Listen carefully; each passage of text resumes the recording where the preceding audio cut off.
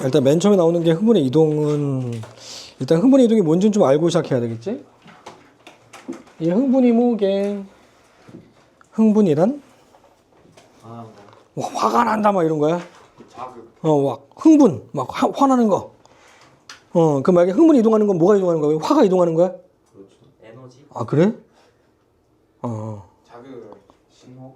신호라고 바꿨을 수 있다. 흥분이란 바로 신호다. 따라서 흥분의 이동은 다른 말로 신호의 이동을 얘기하고, 잠깐만, 이런 신호의 이동을 시켜주는 세포를 뭐라 그래? 뉴런이라고 그래. 알겠죠? 뉴런이라고 하는 신경세포를 단위로 해서 신호가 이동됩니다. 그래서 이동되는 그런 과정을 배울 거야, 오늘. 어떤 식으로 이동하고, 어느 방향으로 이동하는지, 그래서 우리 몸에 있는 뉴런과 뉴런 사이에서 흥분이 어떻게 이동하는지, 그리고 신호가 이동할 때 뉴런 내에서는 흥분이 어떤 식으로 이동하는 과정이 어떻게 되는지를 배울 겁니다. 알겠지? 그래서 맨 처음에 이제 뉴런의 구조부터 흥분의 이동의 기본 단위가 뉴런이기 때문에 뉴런의 구조부터 보자. 뉴런의 구조. 자, 그림 안 나와 있나? 안 나와 있어요. 그림 그리지 뭐.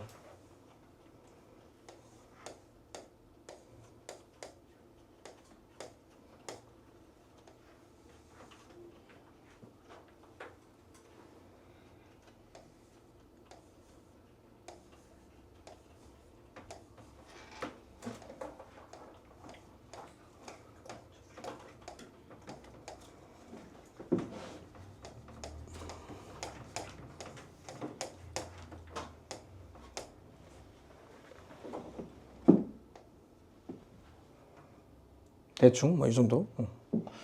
여기 이 동그라미가 뭐냐면 핵입니다. 그래서 핵을 가지고 있는 이 부분, 여기서부터 핵이 있는 이 부분 뭐라고 하냐면 신경세포체라고 합니다. 신경세포체. 그리고 신경세포체를 제외한 나머지 전체를 다 합쳐서 축삭돌기라고 합니다. 축삭돌기.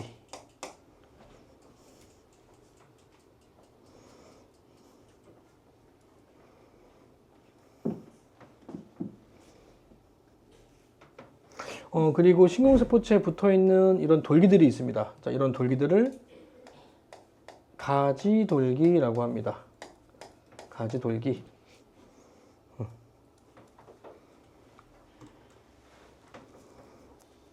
그래서 개념적으로 이 뉴런의 구조를 나누면 밑에 쓰는 거 다 빈 공간으로 되어 있지?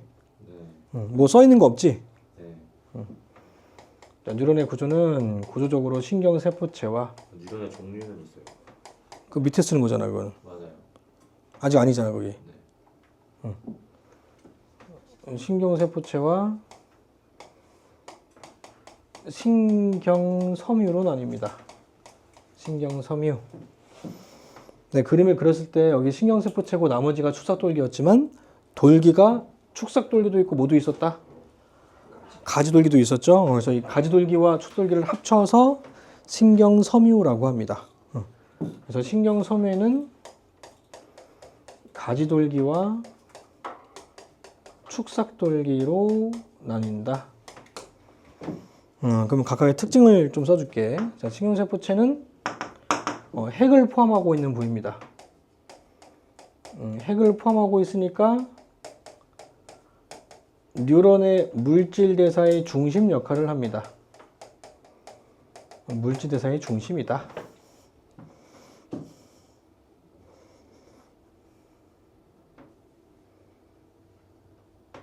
자, 그리고 가지돌기는 자, 가지돌기에서 이 가지가 나뭇가지가 아니라 가지다. 가지는 돌기야. 그러니까 흥분을 받는다, 준다. 흥분을 받는 돌기란 뜻이야. 알겠죠? 가지돌기는 흥분을 받기만 가능하고 절대 주지 않는다. 가지돌기에서는 흥분을 받기만 가능한 돌기. 흥분을 받는 돌기. 그럼 반대로 축삭돌기는 흥분을 주는 돌기입니다. 주는 돌기. 그럼 흥분을 주는 거하고 받는 게 정해져 있나요? 네. 그러면 주는 거하고 받는 게 정해져 있기 때문에 뉴런에서 뉴런으로 이제 이동을 할 때는 여기서는 주는 쪽, 여기는 받는 쪽이 정해져 있다는 얘기죠. 따라서 흥분의 이동이 양방향으로 왔다 갔다 하게 한 방향으로만 가게 한 방향으로밖에 해서 이동될 수 없습니다. 알겠죠? 어디서 어디로? 전 뉴런의 가지돌기, 추서돌기에서 다음 뉴런의 가지돌기 쪽으로만 이동할 수 있다고요. 알겠죠? 얘가 줄 수는 없으니까, 가지돌기가 줄 수는 없기 때문에. 그래서 왔다 갔다 할 수는 없고 한 방향으로만 한다는 걸 구조를 통해서 이해할 수 있다고. 자, 그러면 또 추가로 좀 알아야 되는 특징들이 뭐가 있냐면, 이 추사돌기는 구조가 여러 가지가 들어있어. 추사돌기는 여기 있는 여기 중간중간에 소세지처럼 붙어 있는 게 있죠. 네. 이거 뭔지 배운 적 있니? 배운 적 있니? 중2 때 안 배웠니 이거? 네. 1 때도 안 배웠니? 네. 3 때도 안 배웠니? 네. 진짜야? 네. 아니 내 중학교 때 흥분의 이동 자체가 없다고? 네. 아니 막그 무조건만 가지고. 그거 할 때 당연히 했었어야죠. 안 했는데요. 쭉싹 보시기만 했어요. 말이 안 되는데 진짜? 반사만 했다고요? 네. 네. 그것도 안 했어요. 신경도 아예 안 배웠다고? 감각신경, 운동신경 막 그런 건 그럼 배웠잖아요. 배웠죠. 감각신경이 뉴런으로 이루어져 있는 거잖아.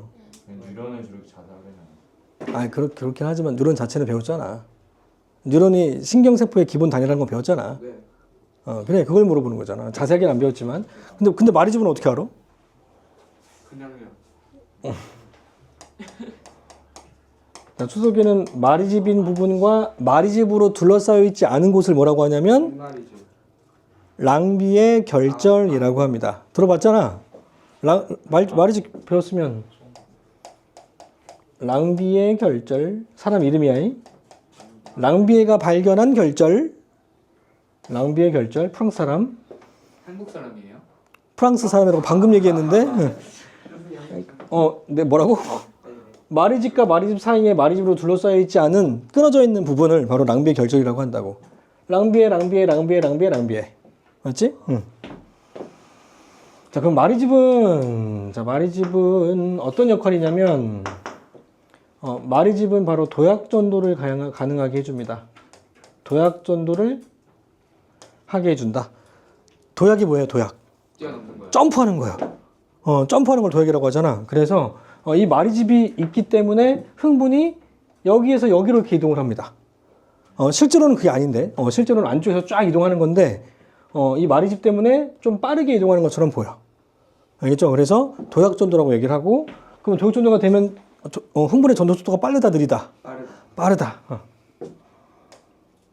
전도 속도를 빠르게 한다.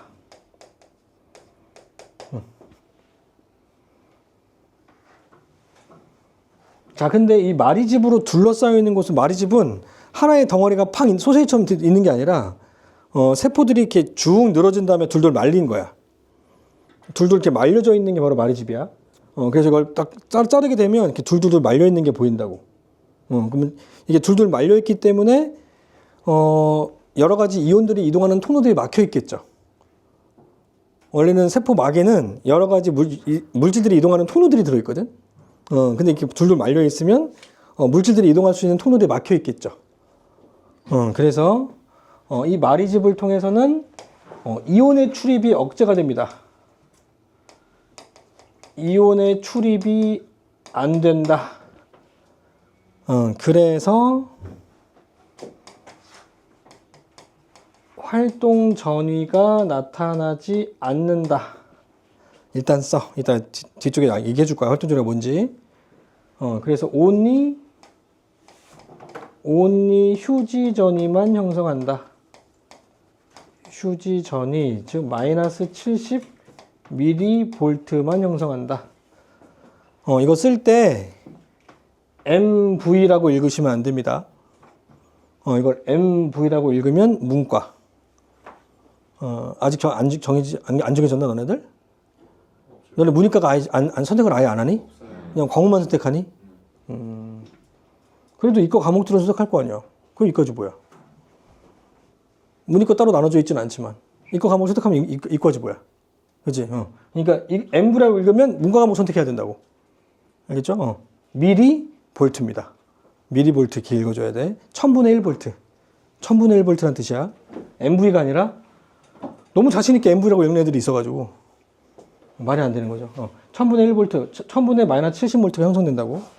그게 오로지 마이너스 70만 유지된다. 모든 마리집은 마이너스 70만 유지가 된다고요. 이따가 설명해 줄게 뭔지. 자, 낭비의 결절은 마리집으로 둘러싸여 있지 않죠. 이게 둘러싸여 있지 않으니까 이온들의 출입이 일어나겠지. 그래서 낭비의 결절은 활동 전이가 가능하다. 활동 전이가 발생한다.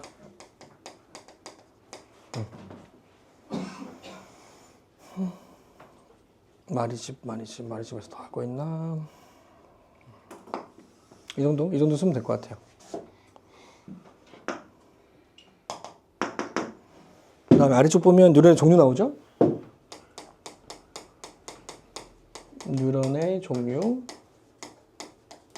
아, 이거 안 해줬구나. 자, 마리집에다 한 가지만 더 써. 자, 마리집은 다른 말로 휴반세포라고 합니다. 휴반세포. 왜냐하면 마리집을 잘라봤더니 그 안에 마리집만의 핵이 존재해. 따로따로 하나의 핵 세포였던 거야. 그러니까 이 마리집 하나하나가 세포였던 거죠. 그러면 이 뉴런은 한 개인 세포야, 여러 개의 세포야? 여러 개의 세포였던 거죠. 뉴런이라고 해서 다 한 개인 세포가 아니라는 겁니다. 알겠죠? 뉴런은 한 개인 세포가 아니라 이 마리집에 있는 세포들은 다 세포다. 알겠죠? 마리집 하나하나가 세포니까. 알겠죠? 뉴런의 종류가 이제 마리집의 유무에 따라서 나누면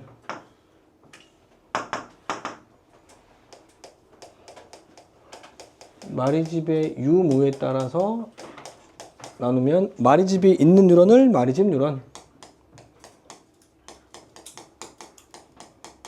마리집이 없는 뉴런을 민마리집 뉴런이라고 합니다. 그러니까 머리가 없는 사람을 민머리라고 하는 것처럼 마리집이 없는 건 민마리집 뉴런. 이름이 좀 귀엽죠? 마리집 뉴런은 그럼 하나의 세포야, 다세포야? 다세포라는 거 중요한 거.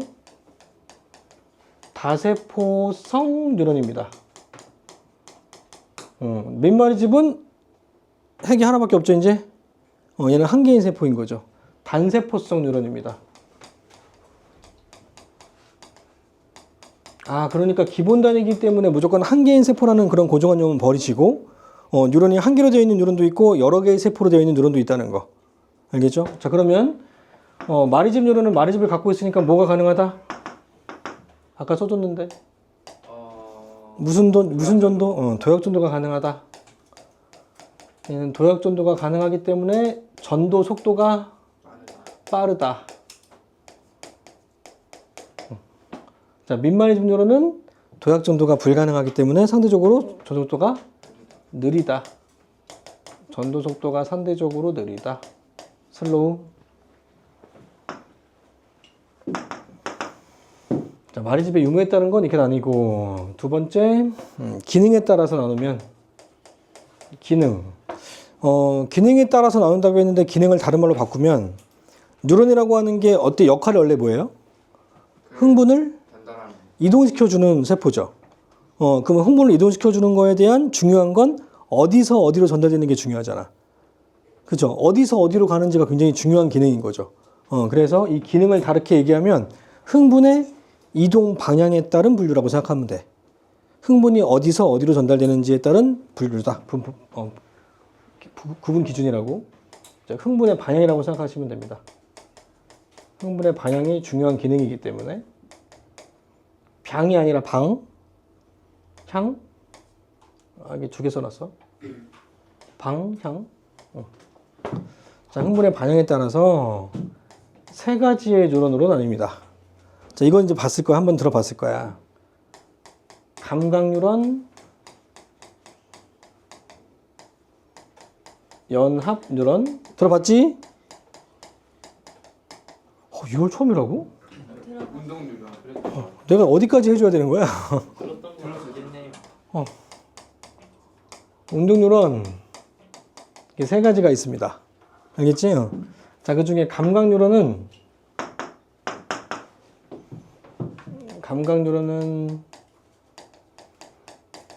중추신경계에서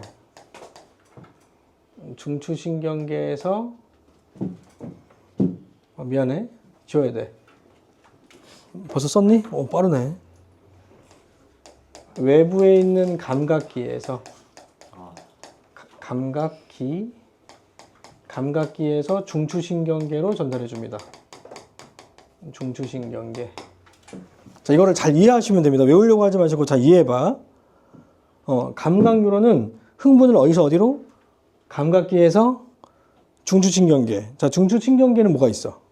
그 뇌랑 척수. 이건 알아요. 그러니까 좀 궁금하면 Y책을 살펴봐. 집에 짱 박혀 있는 Y책. 집에 있니? 아니요. Y책도 안 봤어? 다 엄마가 돌려줬어요. 아, 왜 버렸어? 되게 중요한데. 그 대학교 때도 볼 수 있는데. 보고 싶었는데. 대학교 때도 볼 수 있는 건데. 내용이 엄청 자세하던데. 나 Y책을 제일 좋아하거든. 진짜 좋아하거든. Y책에 뇌나 어떤 신경 같은 거 보잖아. 그러면 대학교 내용까지 다 들어있어. 꼼지가 엄청 궁금해. 이 꼼지가 궁금한 내용들이 전부 다 대학교 때 나와. 그러니까 굉장히 단순한 내용들이 아니야. 범위가 엄청 넓어. 이거를 쓴 사람이 초등교재라고 써있는데 초등교재가 아니야. 이건 중등 고등교재야. 내용이 너무 자세해서 정확하게 이해하는 데는 고등학교 과정이 필요합니다. 그러니까 집에 살 필요는 없고 빌려서 봐. 빌려서 한번 그 뇌 한번 보시면 돼요. 뇌. Y책에 뇌 파트가 있어. 뇌 파트 한번 보시면 신경계 전반적인 내용들을 볼 수 있습니다. 그냥 한번 보는데 한 30분밖에 안 걸리잖아. 한번 봐. 돈 많이 들 거예요. 그리고 꼼지가 궁금했는데 이해가 안 됐다. 그럼 나한테 갖고 와. 책 갖고 와. 나한테 질문해. 알려줄게. 책 갖고 와서 질문해도 됩니다. 어쨌든 감각 뉴런은 외부에 있는 감각기에서 중추신경계인 뇌와 척수로 보내주는 거야. 그게 바로 감각 뉴런이라고 하는데, 자, 이 감각 뉴런은 다른 말로 뭐라고도 하냐면, 자, 이건 안 써도 돼. 우리가 어떤 물건을 돌리고 있어. 진우가 깡통을 돌리고 있어요. 이렇게 줄에다 묶어서 이렇게 막 돌리고 있다고. 그러면 이 깡통이 무슨 운동하고 있어요? 막 이렇게 돌리고 있다고. 근데 일정한 힘으로 내가 돌리고 있습니다. 그러면 얘가 운동하는 게 등속 원운동이죠. 그러면 이 깡통이 받는 힘은 뭐야? 이 중심 방향으로 실에 연결돼서 받는 이게 장력으로 들어있는 이 힘이 바로 구심력이라고 하고요. 맞아요? 그러면 반대쪽으로 향하는 힘을 뭐라 그래? 원심력이라고 하죠. 눈에 보이진 않지만 이 원심력과 구심력이 같으니까 이 원이 바깥으로 빠져나가지 못하는 거죠. 그러니까 이 구심력과 원심력의 힘이 평행이기 때문에 얘는 같은 방향으로만 가는 거예요. 근데 만약에 원심력이 더 커지는 순간 어떻게 돼요? 끊어지는 거죠. 튕겨나가 버리는 거죠. 이해돼요? 근데 이 실에 연결되어 있기 때문에 당연한 거 아니야? 그게 아닙니다. 알겠죠? 모든 물체들은 힘에 의해서 운동이 결정됩니다. 그게 뉴턴의 역학이야. 알겠죠? 그러니까 얘는 구심력과 원심력이 방향 반대고 크기는 같으니까 이 두 힘이 바로 평형 관계인 힘인 거죠. 이해돼요? 그럼 구심력은 어디서 어디로? 외부에서 중심 방향으로. 원심력은 외부에서 뭐야? 원심력은 중심에서 외부 방향이죠. 서로 반대 방향이니까. 이 감각 뉴런은 외부에서 중심으로 갔죠. 그럼 흥분의 방향으로 따진다면 구심이야, 원심이야. 그래서 감각 뉴런을 다른 말로 구심성 신경 뉴런이라고도 합니다. 같은 말입니다. 이해되죠? 이때 앞에 나와 있는 이 구심성이 바로 흥분의 방향에 따른 이름이야. 흥분의 방향이 외부에서 중심 방향으로. 알겠니? 그래서 외부에서 중심 방향으로 흥분을 이동했더니 특정 감각을 느끼는 거죠. 맞죠? 내가 이렇게 만지면, 이렇게 때리면, 이 때린 어떤 그 감각기가 받아서 감각 뉴런을 통해서 뇌로 전달해 주는 거죠. 그래서 느껴지네? 감이 이제 느껴지겠죠? 아프네? 느껴지는 거죠? 맞지? 그러니까 감각 뉴런은 결국에는 특정 감각기의 흥분을 받아서 감각을 느끼게 해주죠. 눈도 마찬가지. 내가 눈으로 이렇게 볼 수 있는 이유가 뭐야? 외부에서 이 눈으로 들어온 무슨 자극을? 빛 자극을 받아서 뇌로 전달해 주기 때문이죠. 그러니까 이 빛 자극을 뇌로 전달해 주는 신경도 감각 뉴런이죠. 그러한 뉴런을 시신경 또는 시신경을 구성하는 뉴런이라고 얘기하는 겁니다. 시신경도 감각 신경인 거야. 이해됐어요? 자, 흥분의 이동이 감각기에서 중추로 가는 건 다 그러니까 감각신경이고 감각뉴런인 거야. 알겠죠? 자, 그런데 이 중추신경계를 구성하는 뉴런은 뭐야? 안 배웠나? 연합뉴런이 바로 중추신경계를 구성하는 뉴런. 중추신경을 구성하는 건 연합뉴런. 그러니까 뇌하고 척수는 연합뉴런으로 구성되어 있는 거야. 알겠죠? 그래서 연합뉴런은 기능이 뭐냐면 감각 뉴런과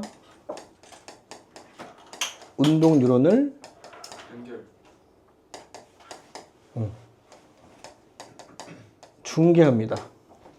중계하는 역할을 한다. 그래서 감각 뉴런을 통해서 받은 흥분을 운동으로 전달해 주고요. 근데 운동에서 받은 흥분을 감각으로는 전달하게 안 하게? 이럴 수가 없죠. 왜냐면 흥분의 이동 방향은 일방통행이거든. 이렇게만 갈 수 있거든. 그러니까 역방향으로는 갈 수 있다 없다? 없다. 운동신경은 절대 감각뉴런한테 흥분을 줄 수 없습니다. 이건 안 된다. 알겠니? 그래서 감각에서 운동으로 흥분을 전달할지 말지를 결정하는 게 바로 연합뉴런이라고요. 뭐 예를 들면 이런 거죠. 내가 승현이를 때렸어. 때릴 거야. 때릴 거야. 그럼 참어. 웬만 죽을 것 같지 안 아프면 참으라고요.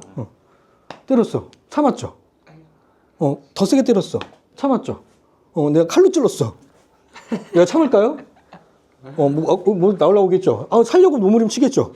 내가 칼로 막 찔렀어. 칼로 막 찔러 내가 이렇게. 가만히 있진 않겠죠. 그러니까 무슨 말이냐면 이 정도 때린 거는 얘가 참은 이유가 뭐야? 감각으로 뇌로 전달됐는데 이 정도는 뭐 어른이니까 참지 뭐. 안 아프잖아. 참지 뭐. 그렇게 한 거죠. 운동료로 전달했다 안 했다? 안 한 겁니다. 중계할 때 안 한 겁니다. 전달을. 이해돼요? 내가 칼로 찌르면 이제 전달하겠죠. 뭔지 알겠니? 자, 그런 역할이기 때문에 바로 연합뉴런은 다른 말로 판단한다고 생각하시면 돼. 판단. 넘길지 말지, 운동능력으로 흥분을 전달할지 말지를 판단하는 역할도 해줍니다. 그래서 바로 중추 신경계다 이렇게 얘기하는 거죠. 자, 운동뉴런은 중추신경계로부터 중추신경계의 명령을 외부에 있는 반응기로 전달해 줍니다. 반응기. 그래서 움직이게 해주는 거죠. 실제로 중추신경계로부터 반응기로 전달을 해서 이제 근육이 움직이게 해준다는 거죠. 그래서 이 중추신경계 흥분이 외부로 반응기로 전달하게 되면 이제 움직여지죠. 움직여지기 때문에 무슨 뉴런이라고 한다? 운동 뉴런이라고 하고 흥분의 방향은 어디로? 중추에서 외부 방향으로. 따라서 무슨 성 뉴런? 중추에서 외부 방향으로. 그래서 원심성 뉴런이라고도 하는 거죠. 같은 말이다. 이해됐나요? 원심성 뉴런이라고 한다. 근데 신기하게도 감각 뉴런의 기억, 구심성의 기억으로 같죠. 그렇죠? 그리고 운동 뉴런의 이응, 원심성 뉴런의 이응으로 같죠. 그러니까 외우시면 됩니다. 같다고 생각하면 됩니다. 하지만 정확하게 그 용어의 이유를 알고 있어야 외우기가 편하겠죠. 모르면 잘 안 외워질 거야. 알겠죠? 자, 그래서 그림으로 나타내면 일반적으로 감각 뉴런은 자, 문제 보면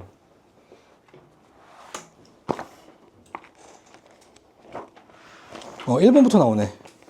자, 1번 그림. 문제, 스텝 1의 기본의 1번 문제 한번 보세요. 1번 문제 그림 나와 있잖아요. 여기 그림 보면, 이게 옆에 동그란 게 튀어나오는 게 있어. 그림에 다 뉴런. 문제 보라니까?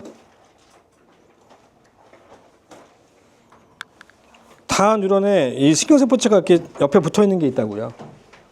이 다가 감각 뉴런입니다.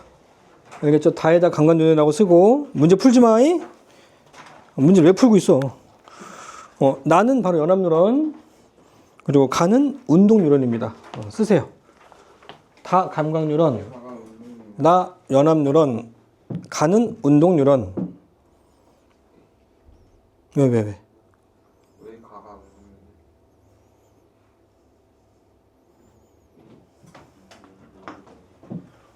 무조건 흥분이 왼쪽에서 오른쪽으로 가야 돼? 아니요. 그러니까 지금 다에 나와 있는 것처럼 신경세포체가 옆에 붙어 있잖아요. 자, 신경세포체, 이 동그라미 튀어나온 거 있죠? 거기다가 동그라미 치고 신경세포체라고 쓰세요. 자, 신경세포체가 이렇게 측면에 붙어 있으면 좋은 점. 측면에 붙어 있으면 가지돌기 숫자가 많다, 적다? 더 많겠죠. 왜냐하면 신경세포체에 가지돌기가 붙어 있다면 별로 연결이 잘 안 되겠죠. 근데 신경세포체 옆으로 붙여놓고 가지돌기를 늘려버리면 한 번에 흥분을 많이 받을 수 있죠. 다시 그러면 감각뉴런과 연합뉴런과 운동뉴런 중에 흥분을 많이 받아야 되는 뉴런이 뭐예요? 감각이죠. 감각은 받아서 느끼게 해줘야 되니까 가지돌기 숫자를 반달시킨 거죠. 그래서 자, 감각뉴런은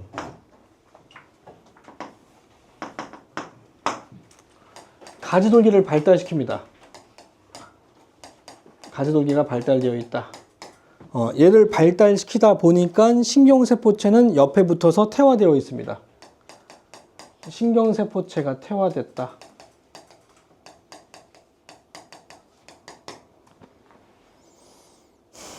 자, 그리고 마리집은 있다 없다? 그림 보이잖아요. 아까 썼잖아요. 마리집은 있다 없다. 그림 아까 썼잖아. 여기 그림에서 다가 감각신경이라니, 감각뉴런이라니까. 마리집 있잖아요. 응. 보고 얘기하라고, 보고. 마리집은 있다 없다? 있다. 마리집은 가지고 있다. 마리집 뉴런이다. 자, 이게 감각뉴런의 특징입니다. 알겠죠? 자, 그리고 연합뉴런이 가운데 있는 건데, 자, 연합뉴런은 마리집이 있어요, 없어요? 없죠. 그리고 길이가 굉장히 짧겠지. 왜냐하면 감각뉴런은 이 손가락 끝에서부터 척수까지 하나로 연결되어 있어야 돼. 하나의 신경으로 연결되어 있다고요. 이 기다란 거 하나가 바로 하나의 세포야. 우리 몸속에서 존재한다고요. 이렇게 길다랗게 연결되어 있다고요. 하나의 세포가. 그리고 척수에서 이제 뇌로 전달됩니다. 이 손가락 끝에서 척수까지 하나로 되어 있고, 척수에서 뇌까지 하나로 되어 있다고요. 그래서 총 두 개의 신경으로 연결되어 있다고. 그러니까 길이가 길어요, 짧아요? 길죠.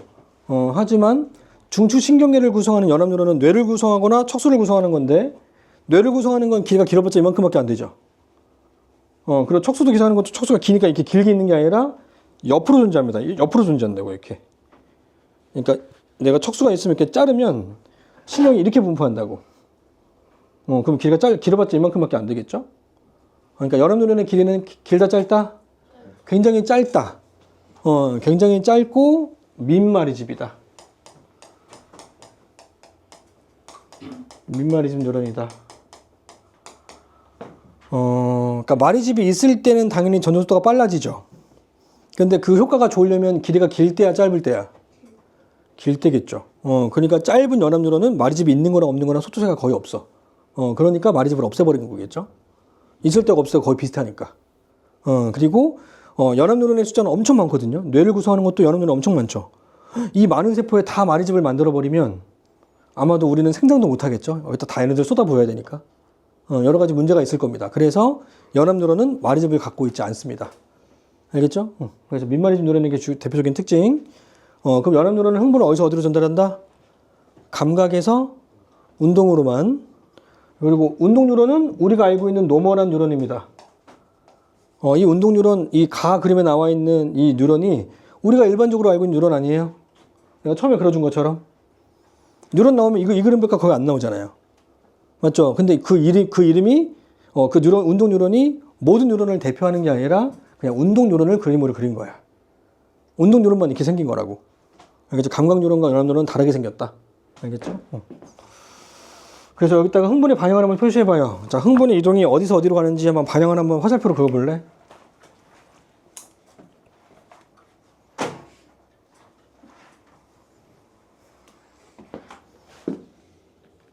그렇지.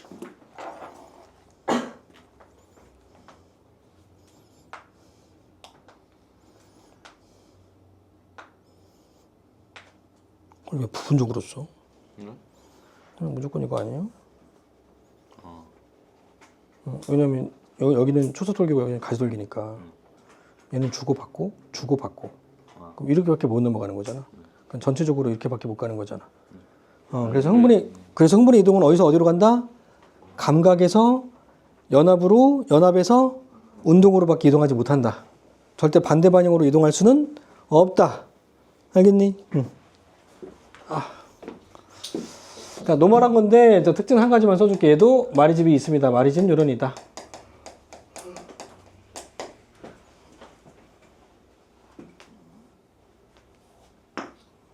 근데 빨간색으로 예외? 무척추 동물? 우리는 척추 동물인 거 아니?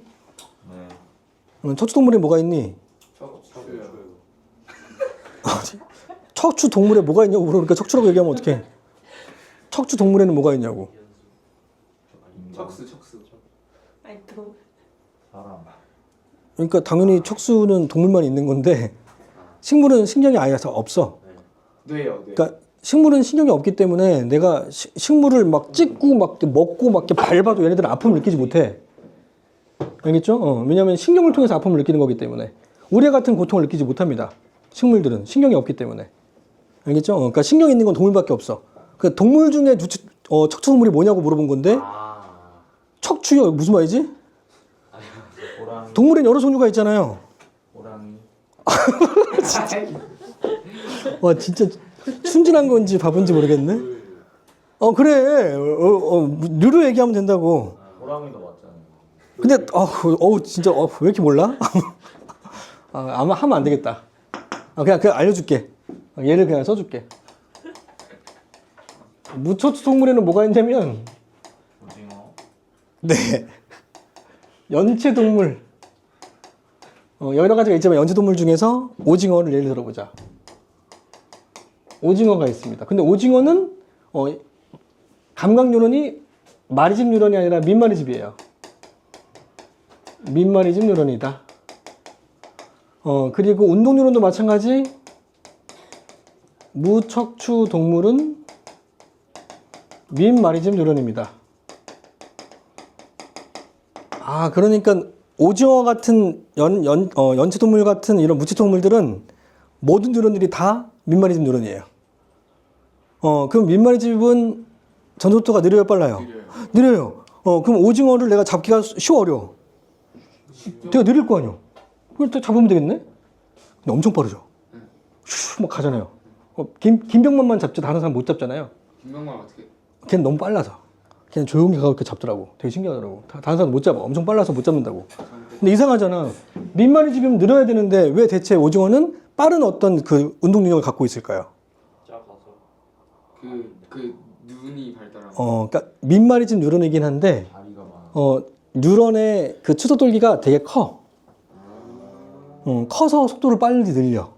그러니까 우리는 이 몸 안쪽의 구조가 복잡해요? 아니면 꽉꽉 차 있어요? 아니면 텅텅 비어 있어요? 차 있으니까 신경을 크게 할 수가 없는 거야. 크게 할 수 없는 대신에 조그맣게 만들고 대신에 마리집을 붙여놓은 거라고. 하지만 오징어는 속 안이 텅텅 비어 있죠. 몸 안이 텅텅 비어 있기 때문에 공간이 많이 남아 돌아. 그래서 신경의 부피를 크게 늘릴 수 있다고. 알겠죠? 그래서 추돌기의 부피가 커지고 대신에 마리집은 없앤 게 바로 무추동물들. 알겠니? 그래서 이 민마리집 누르이긴 하지만 추석돌기의 지름을 크게 함으로써 빨리 해서 잡기는 어렵다. 마찬가지. 신경 속도가 빠르다. 이거 이따가 다시 할 거야. 자, 넘어가면 전도에 관련된 용어들이 나옵니다. 이제 본격적으로 이제 흥분의 전도 과정을 할 건데, 전도 과정 하기 전에 용어 5가지. 첫 번째 뭐 나오니? 역치. 들어봤니 역치? 네. 역지사지 아니고요. 두 번째 뭐 나오니? 오랜만이라. 실무율. 자, 용어가 생소하다고 너무 쫄지 마. 별거 아니야. 별거 아니니까 그냥 뭔 뜻이다 이해만 하시면 됩니다. 세 번째 촉진 확산 나오니? 촉진 확산. 네 번째 능동 수송. 다섯 번째 막전이. 자, 이 중에서 가장 중요한 거는 막전이긴 한데 여기다 별표한 게.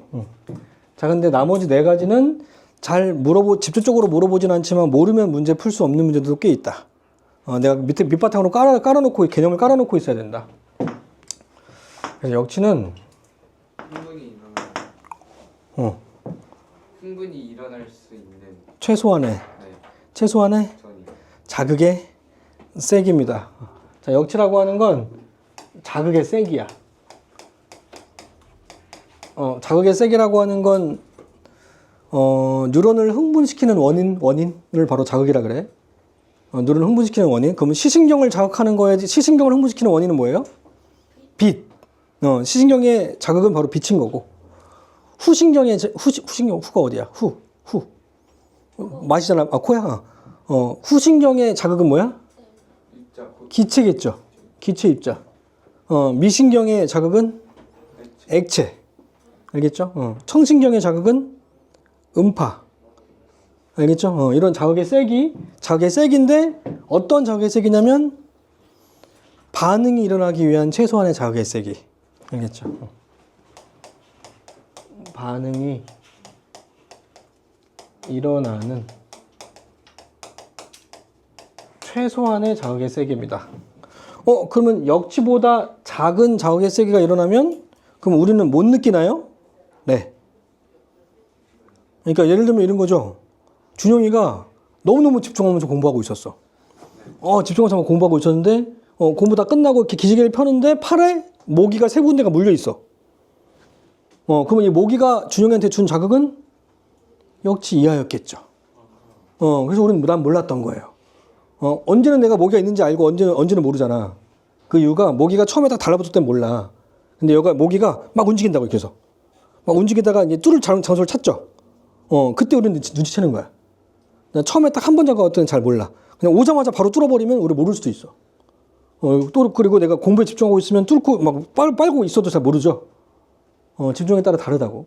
그러니까 역치보다 더 작은 자극의 세기가 온다면 우리는 반응이 일어나지 않는다. 알겠죠? 자, 그러면 실무율은 뭐냐면 역치 이상의 자극의 세기. 역치 이상의 자극의 세기에서 자극의 세기를 증가시키면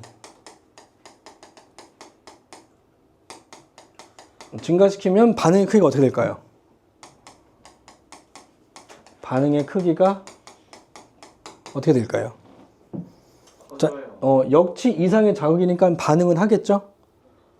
그렇지, 반응은 하는 상태인데 거기에서 자극의 세기를 더 증가시켰다고. 그랬을 때 반응의 크기가 어떻게 될까 이거죠? 커질 것 같지? 아니요. 커질 것 같은 게 맞는 게 소리 들리잖아요. 내가 더 세게 칠게. 그럼 더 크게 들리잖아요. 그럼 반응의 크기가 커진 거지 뭐. 맞아요? 맞아요. 반응이 커졌잖아요. 그리고 내가 약하게 때릴 때보다 세게 때리면 더 아프잖아요. 더 아파. 반응이 커졌잖아요. 빛이 강하게 올수록 더 밝게 보이고 빛이 약할수록 어둡게 보이고 반응이 더 커진다고. 근데 일정한 현상입니다.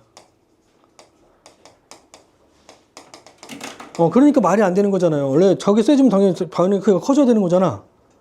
그래서 이 조건이 성립하기 위한 조건이 있어.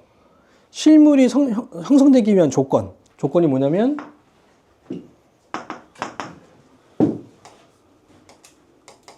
하나의 뉴런일 때입니다. 하나의 뉴런에서는 이 실물이 적용됩니다. 왜냐면 내가 약하게 들었을 때는 약하게 들리고 내가 세게 들었을 때 더 크게 들리는 건 반응하는 뉴런의 개수가 늘어난 겁니다. 알겠죠? 소리를 자극하는 청세포를 구성하는 청신경 중에 반응한 청세포의 세숫자가 증가된 거라고. 그래서 우리는 더 크게 들린 거라고. 하지만 반응한 한 개 뉴런의 반응 크기는 어떻다? 반응한 한 개의 반응의 크기는 같다. 그게 바로 실물이라고요. 알겠니? 그러니까 자극세가 커지면 더 반응이 커진 것처럼 보이지만 실제로 하나하나 뉴런의 반응의 크기는 같다. 그게 바로 실물이라고. 이해됐어요?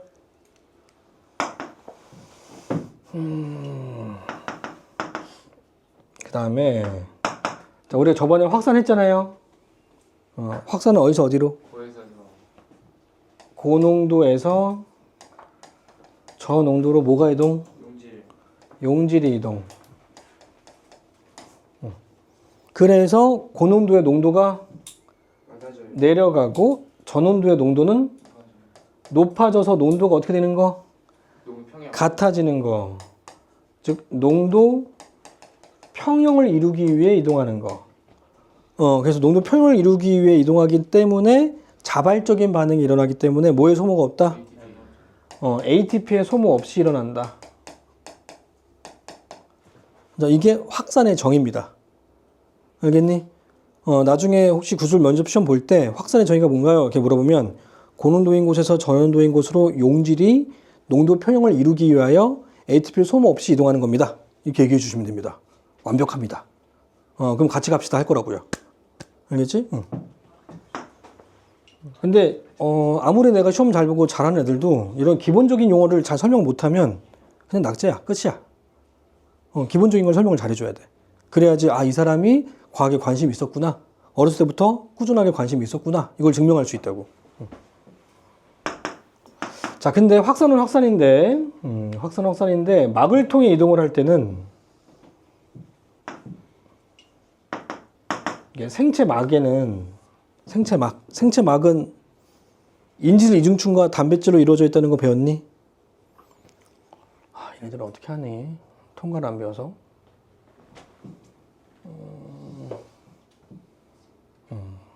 그러니까 막을 통해서 이동을 하는 거예요. 세포막. 자, 세포막을 통해서 이동을 하는데 이 세포막에는 여러 가지 이온들을 이동시켜주는 통로가 있어. 이런 통로들을 통로 단백질이라고 합니다. 막에는 이렇게 단백질들이 있다고. 그 단백질을 통해서 이온들이 이동을 한다고.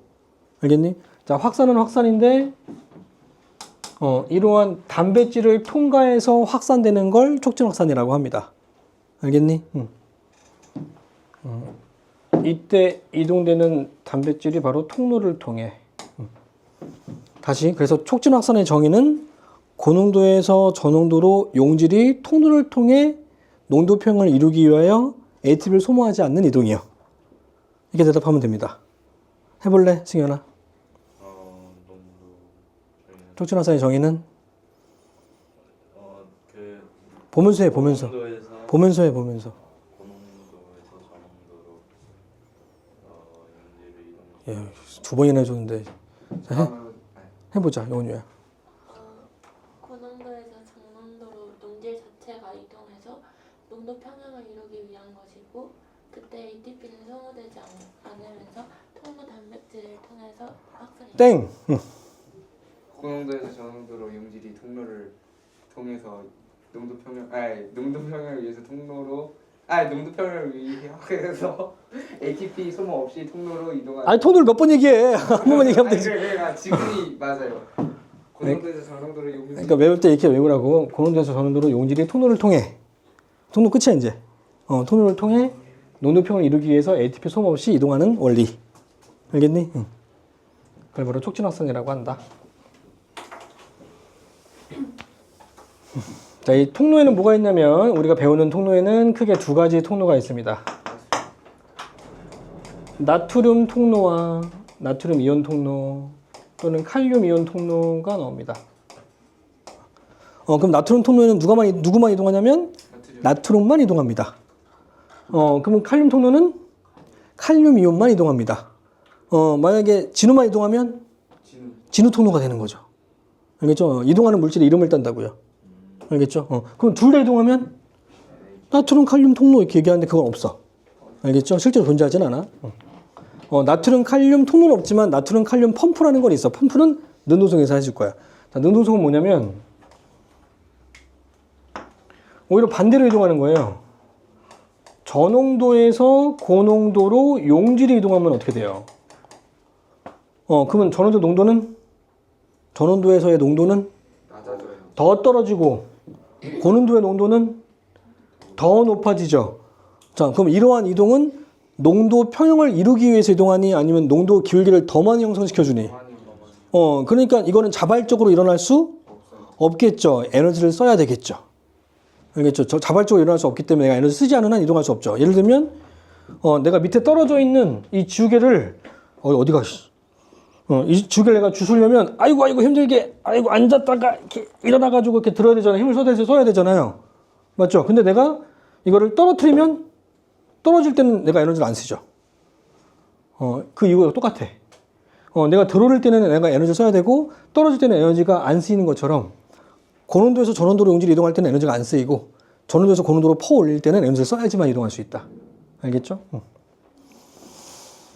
자, 근데 마찬가지 그냥 능동성이 여러 가지가 있긴 한데 이것도 마찬가지 이렇게 막을 통해서 이동하는 거야. 막을 통해서 이동할 때 막을 통해서 능동성 되는 방법은 당연히 막에 있는 막 단백질을 통과해서 능동성이 돼야 돼.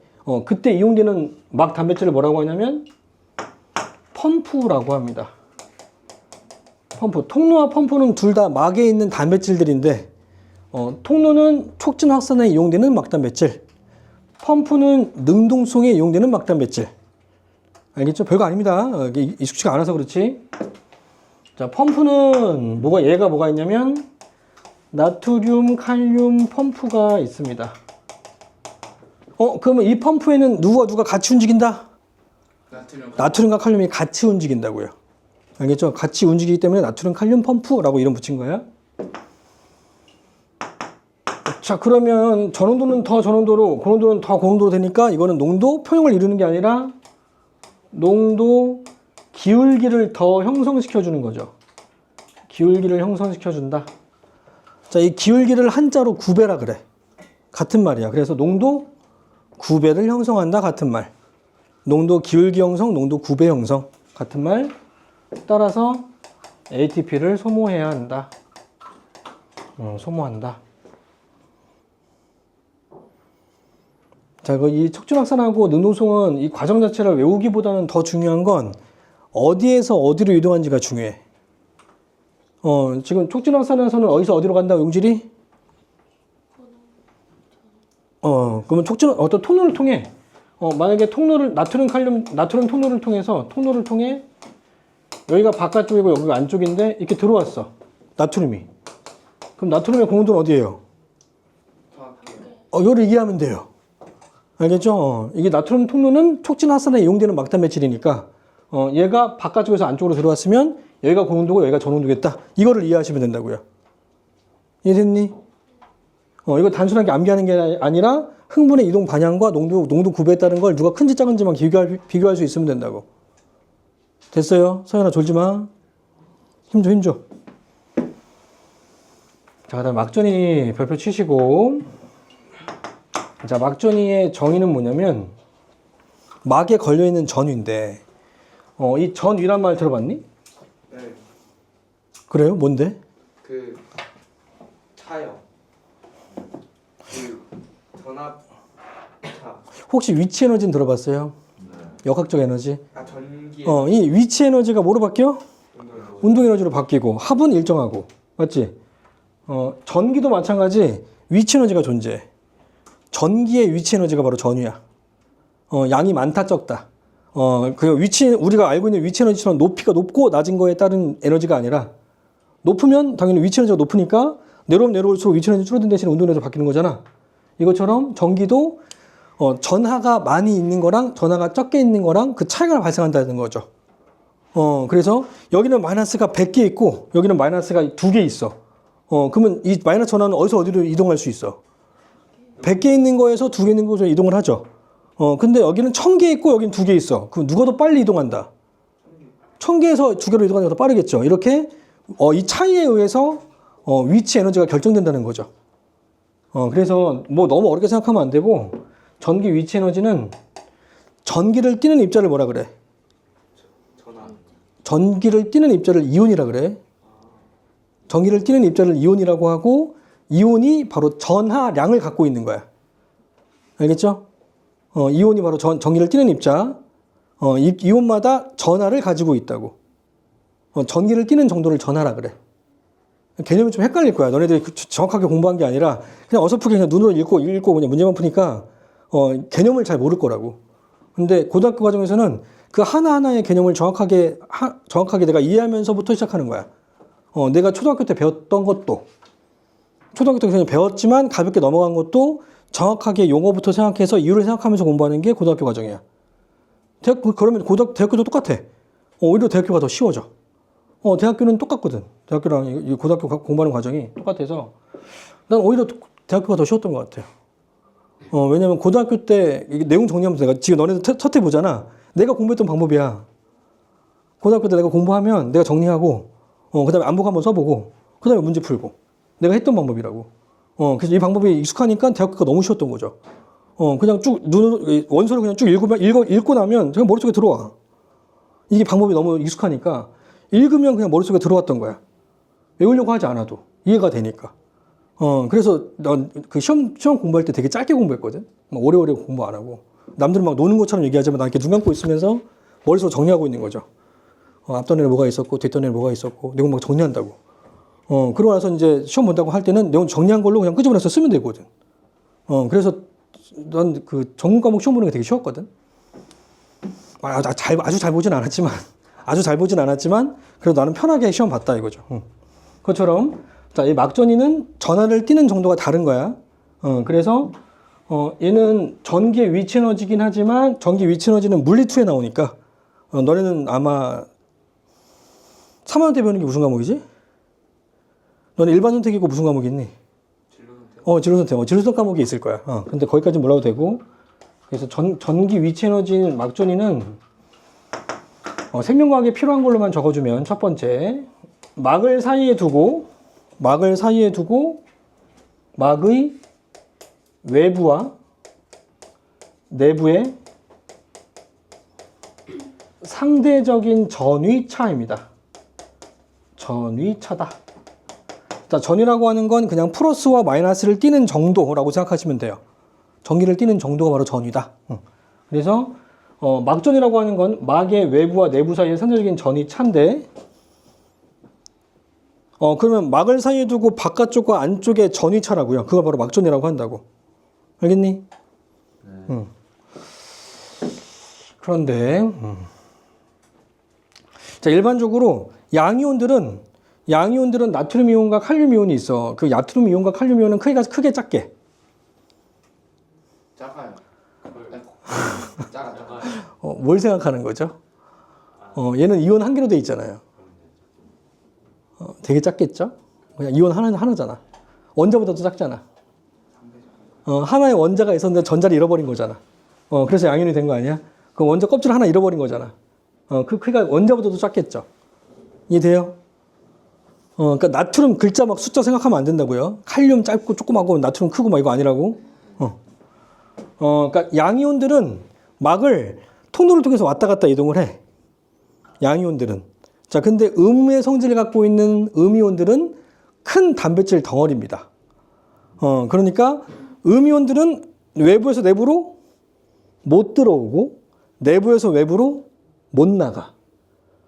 그러면 외부와 내부 사이의 전위차는 어떤 이온에 의해 결정돼? 양이온의 숫자에 의해 결정되겠죠. 왜냐하면 양이온의 숫자는 거의 일정하니까. 들어오지도 나가지도 못하니까. 그래서 이런 상대적인 전위 차이는 바로 양이온의 수에 의해 결정된다. 양이온의 수, 상대적인 양이온 수에 의해 결정된다. 다시 얘기합니다. 음이온은 단백질 덩어리라서 외부에서 들어오지도 못하고 외부에서 나가지도 못해. 알겠죠? 그래서 상대적인 양이온 수에 의해서 막전위가 결정된다. 알겠니? 자, 그러면 좀만 집중해봐. 졸리면 안 돼. 지금 자면 절대 안 된다. 그러면 공부하는데 2-3배 걸린다. 정확하게 이해하고 문제 푸는데 2배 이상, 3배 이상 걸린다고. 지금 집중 안 하면, 이해 못 하면. 집중해. 졸려도 막 꼬집으면서 참어.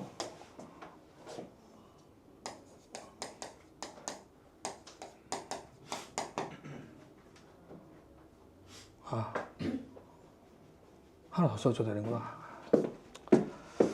그래서 두 번째 정의가 뭐냐면, 그래서 막의 외부와 내부 사이의 상대적인 전위차인데, 흥분이 뉴런의 내부로 이동하니, 뉴런의 바깥쪽으로 이동하니? 당연히 내부로 이동하겠죠. 그러니까 전위 중에서 안쪽의 전위값이 중요해, 바깥쪽의 전위값이 중요해? 안쪽. 안쪽의 전위값이 중요하겠죠. 그러니까 안쪽 값을 측정을 해야 되는 거잖아. 그래서 바깥쪽에서 안쪽을 바라보는 걸로 측정을 하는 겁니다. 그래서 외부를 기준으로 한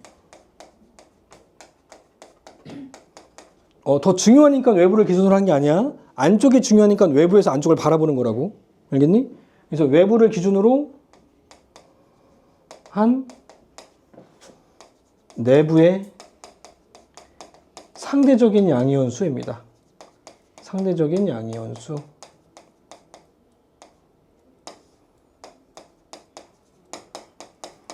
바로 막전이의 정의다. 자, 그러면 외부에서 내부로 양이온이 이동을 했어. 자, 그러면 외부의 양이온의 숫자는 어떻게 돼요? 외부에 들어있는 양이온의 개수는 적어지고 내부의 양이온의 숫자는 많아지죠. 그럼 외부에서 내부를 바라보면 어떻게 보여? 양이온의 숫자가 많아지는 것처럼 보이죠. 알겠죠? 그래서 막전이 어떻게 된다? 늘어나요. 그래서 막전이는 상승한다. 상승한 것처럼 보인다는 거죠. 즉 외부에서 내부로 양이온이 들어오면 막전이는 상승하는구나. 됐어요? 자, 그럼 반대로 양이온이 내부에서 외부로 나간다 치자.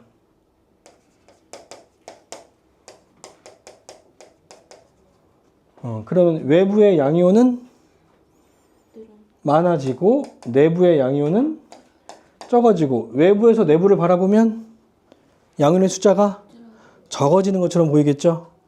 그러면 막전이가 어떻게 된다고? 감소한다고. 막전이가 감소한다. 됐어요? 그러니까 좀 헷갈리잖아. 어디서 어디를 바라본다는 개념이 좀 헷갈리잖아. 그래서 헷갈리지 않게 내부만 바라보시면 됩니다. 내부의 양이온이 많아지면 막전이는 상승.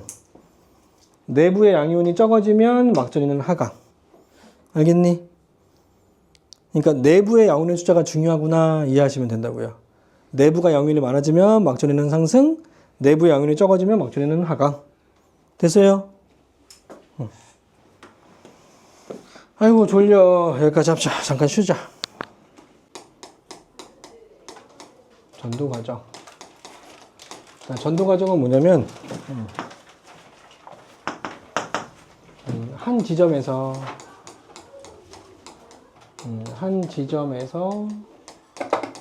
시간에 따른 막전위의 변화 과정입니다. 변화 과정이다. 그러니까 여러 지점으로 변하는 게 아니라 한 지점에서의 막전위에 변화되는 과정을 바로 전도 과정이고, 이 전도 과정은 어떻게 나뉘냐면 아래쪽 보면 첫 번째 분극 있죠? 자, 분극 있고, 자, 뒷장 넘어가면 탈분극이 있고, 더 밑에 내려가면 재분극이 있죠. 세 번째 재분극으로 나뉩니다. 자, 그럼 다시 얘기하면 전도 과정은 분극, 탈분극, 재분극 과정이 있다고. 자, 근데 이 분극, 탈분극, 재분극 과정은 여러 지점이 아니라 한 지점에 따른 시간에 따른 변화 과정이라고. 뭐의 변화 과정? 막전위에 변화되는 과정이라고. 알겠죠? 자, 분극은 뭐냐면, 자, 말 그대로 분극의 뜻이 뭐예요? 극이 분리됐다, 그죠? 나눠졌다. 그래서 어떻게 나눠지냐면 외부는 마이너스 전하로, 내부는 외부는 플러스, 내부는 마이너스 전하로 극이 나눠지는 현상입니다. 극이 나뉘는 현상.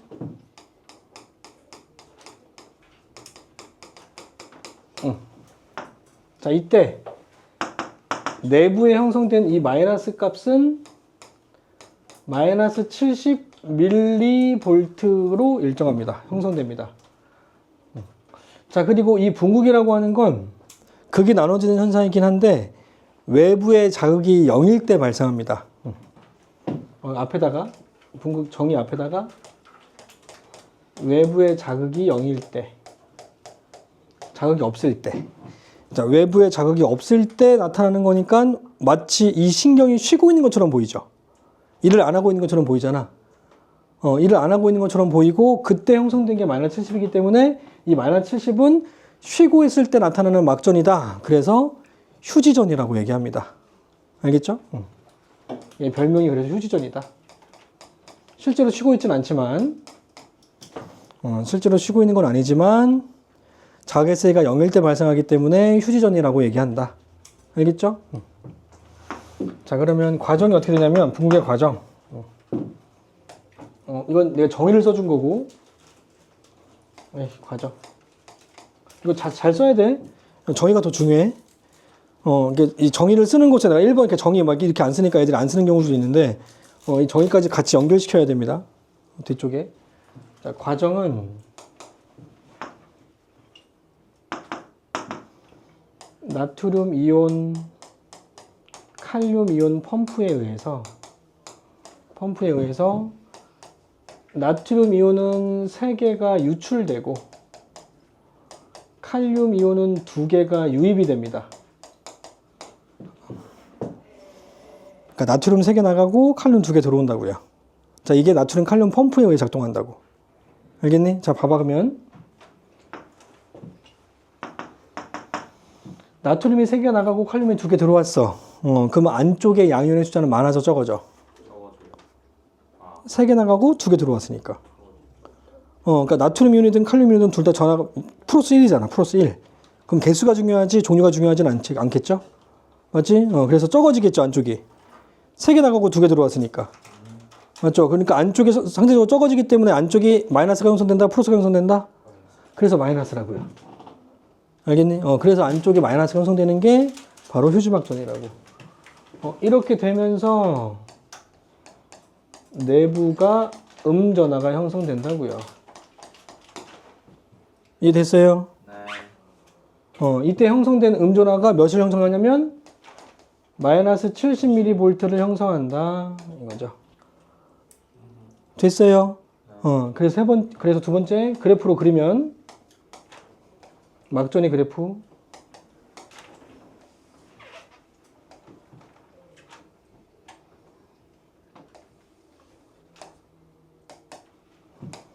자, 시간에 따른 막전의 그래프로 나타내면, 자, 막전의 단위는 밀리볼트. 그렇죠, 밀리볼트. 시간의 단위는 T. 아니 1초. 1초가 아니라 너무 짧은 시간 동안 일어나기 때문에, 그렇죠. 예, 밀리세컨이지 MS가 아닙니다. 밀리세컨. 1000분의 1초. 마이너스 70mV를 일정하게 유지하고 있는 게 바로 분극입니다. 근데 좀 알고 있는 애들은 이게 좀 이상하다는 걸 좀 느껴야 되는데, 센스가 있으면 좀 느껴야 되는데. 느꼈어요. 느꼈어요? 안쪽에 마이너스 70을 형성하고 있는 게 왜 이상해요? 왜냐면 이 마이너스 70 형성됐다는 얘기는 바깥쪽보다 안쪽에 양이온이 많다 적다? 적다. 적은 게 유지가 되고 있잖아. 그러니까 원래는 어떻게 돼야 돼? 많은 데서 적은 데로 어떻게 이동해야 돼? 다시 이동을 해야죠. 그러니까 바깥쪽에서 안쪽으로 양이온이 들어와야지. 들어와서 점점 이 차이가 어떻게 돼야 돼? 0이 돼버려야 되나고요. 차이가 줄어들어서 0이 돼야 되는데 이게 유지가 되고 있잖아. 이게 유지가 되고 있는 건 어떻게 하고 있다는 얘기? 퍼내고 있다는 얘기죠. 들어오면 퍼내고, 즉 ATP를 사용해서 능동성이 일어나고 있다는 반증입니다. 알겠어요?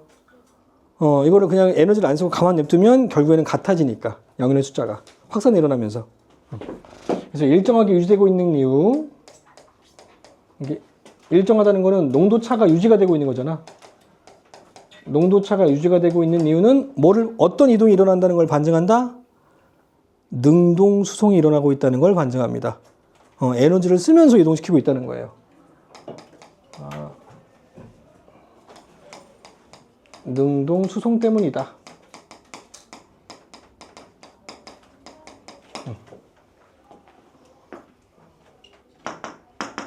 자, 세 번째 별표 특징. 근데 이 특징은 분국에만 해당되는 특징이 아닙니다. 이제 앞으로 계속 이제 이 탈분구과 재분구를 이해하기 위한 특징이기도 합니다. 되게 중요합니다. 나트륨 이온의 농도는 바깥쪽에 높을까요? 내부가 높을까요? 바깥쪽이요. 왜? 바깥쪽에서 안으로 들어가는. 세개씩해서 나가는 거. 아, 내가 농도가 높다 낮다에 대한 그 근거는 뭐만 알려줬냐면 외부를 기준으로 하니까 안쪽이 낮은. 아닌데. 자, 펌프가 어떤 이동을 시켜주는 단백질이야? 운동 능동성은 어디서 어디로 가는 거야? 그 저에서 전온도에서 고온도 이동하는 거죠. 나트륨 이온은 어떻게 됐다고? 안에서 바깥쪽으로 나갔다고. 그럼 농도가 어디가 고농도여야 되냐고? 바깥쪽이 고농도라고요. 얘가 펌프니까. 펌프는 능동속을 시키기 때문에 전온도에서 고온도로 이동을 시켜주기 때문에 유출된 바깥쪽의 나트륨 농도가 높아야 된다고요.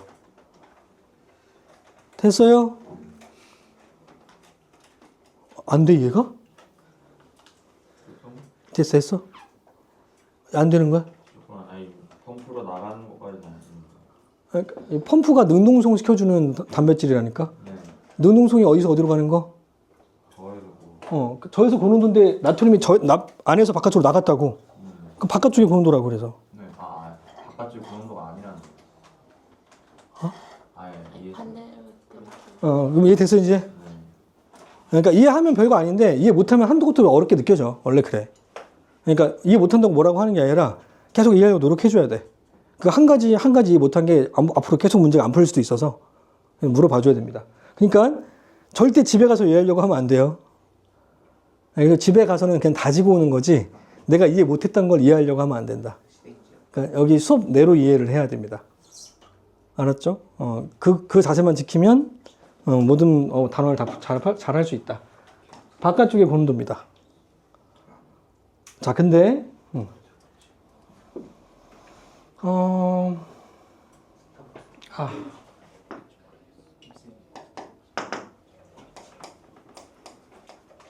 나트륨 칼륨 펌프는 항상 작동합니다. 그러니까 지금 분국만 내가 설명을 했지만 탈분국, 재분국 상관없이 항상 나트륨 칼륨 펌프는 작동을 합니다. 계속 에너지를 쓰고 있습니다. 알겠죠? 쓰고 있으면서 나트륨은 내보내고 칼륨은 두 개 들어보내고 있다고. 자, 이 과정이 항상 일어난다면 나트륨의 농도는 항상 어디가 고농도가 돼? 바깥쪽이 항상이라고요. always라고요. always. 탈분국, 재분국 상관없이 항상이라고요. 알겠죠? 세포가 살아있다면, 세포가 정상적으로 세포를 통해서 ATP를 만들고 있다면, ATP가 있다면 계속 능동성을 시키고 있다고요.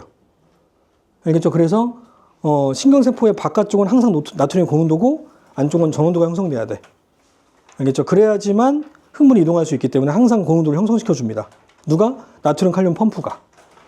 알겠어요? 그러니까 별거 아닌 것 같지만 이것 때문에 동물들은 에너지 소모가 엄청 심하죠.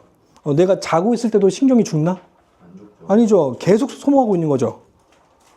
내 몸에 우선 모든 신경들은 계속 나트륨 칼륨 펌프에 의해서 나트륨 빼고 있는 겁니다. 그러니까 에너지 소모가 엄청 심하죠. 그러니까 식물하고 동물은 에너지의 소모량 자체가 달라. 알겠죠? 그러니까 식물들은 소모량이 적은 대신에 광합성을 통해서 에너지를 적게 만들고 동물들은 에너지 소모가 많으니까 많이 먹어줘야 돼. 알겠죠? 그렇게 살아가고 있는 거야, 지금도. 자, 그러면 나트륨 농도가 항상 바깥쪽이 고농도면 나트륨의 바깥쪽과 안쪽 사이에서 나트륨 통로를 통해서는 항상 나트륨은 어디서 어디로 이동해? 나트륨 통로를 통해서. 그렇죠. 통로는 어떤 이동을 하는 단백질? 촉진 확산. 그렇지. 그러니까 나트륨 통로를 통해서는 항상 나트륨 어디서 어디로밖에 이동하지 못한다? 외부에서 내부로밖에 이동하지 못한다고요. 항상. 이것도 always. 그러면 나트륨 통로를 통해서 내부에서 외부로 나갈 수 있다 없다? 그렇게 나오는 질문은 무조건 다 개솔. 알겠지? 나트륨 통로를 통해서 안쪽에서 바깥쪽으로 나갈 수 없다. 왜? 바깥쪽이 항상 나트륨이 고농도니까. 이해됐어요? 자, 그럼 칼륨도 해볼게. 자, 칼륨의 농도는 바깥쪽의 고농도, 안쪽의 고농도. 아, 이게 바깥쪽의 고농도니까 반대로. 이거 하지 말고 생각하라고요, 생각. 안쪽이 칼륨 통로를 통해 칼륨은 유입이 되니까 안쪽으로 들어왔으니까 안쪽의 고농도가 형성돼야죠. 그래서 안쪽의 고농도. 근데 이것도 나트륨 칼륨 펌프가 항상 작동하니까 always라고요. 항상이라고요. 항상.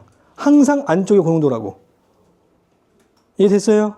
네. 자, 그러니까 칼륨 통로를 통해서 칼륨은 어디서 어디로밖에 이동하지 못한다? 안에서 막 그렇지. 안에서 바깥쪽으로만 이동을 합니다. 바깥쪽에서 안쪽으로 칼륨은 이동할 수 없다. 왜? 안쪽에 고농도가 형성되어 있으니까. 알겠죠? 이것도 always다. 자, 그럼 이거 이해했으면 지금 분국 상태에서는 마이너스 70을 유지하고 있었죠. 네. 근데 막전해가 만약에 상승하려면 안쪽에 양이온들이 어떻게 돼야 돼? 많아져요. 많아져야지. 안쪽에 양이온이 많아지려면 바깥쪽에서 안쪽으로 들어와야 돼? 안에서 바깥으로 나가야 돼? 밖에서 안으로 들어와요. 바깥에서 안쪽으로 들어와야지. 나트륨. 근데 나트륨 칼륨 펌프는 항상 작동하고 있으니까 더 이상 이제 이유가 안 되지. 얘는 항상 일정하게 빼고 이동시키고 있으니까 통로에 의해서 바뀔 수밖에 없다고. 맞죠? 그럼 통로 중에서 안쪽의 양이온을 증가시킬 수 있는 통로는 뭐예요? 나트륨이죠. 그러니까 막전해가 상승하려면 누가 열려야 돼? 나트륨. 나트륨 통로가 열려야 돼. 이렇게 이해하시면 됩니다. 그래서 탈분국 때는 나트륨 통로가 열리면서 탈분국이 시작되는 거야. 나트륨은 들어올 수밖에 없으니까. 이해됐어요? 그러면서 막전해가 상승하면서 막전해가 상승한다고. 나트륨이 들어오면서 막전해가 상승한다고. 그래서 그게 탈분국으로 이어진다고요. 그러니까 이 분국과 탈분국과 재분국의 이 과정을 단순하게 암기하지 말고 촉진 확산과 능동성에 대한 개념을 통해 농도 구배를 이해하면 됩니다. 알겠죠? 그래서 두 번째 탈분국 때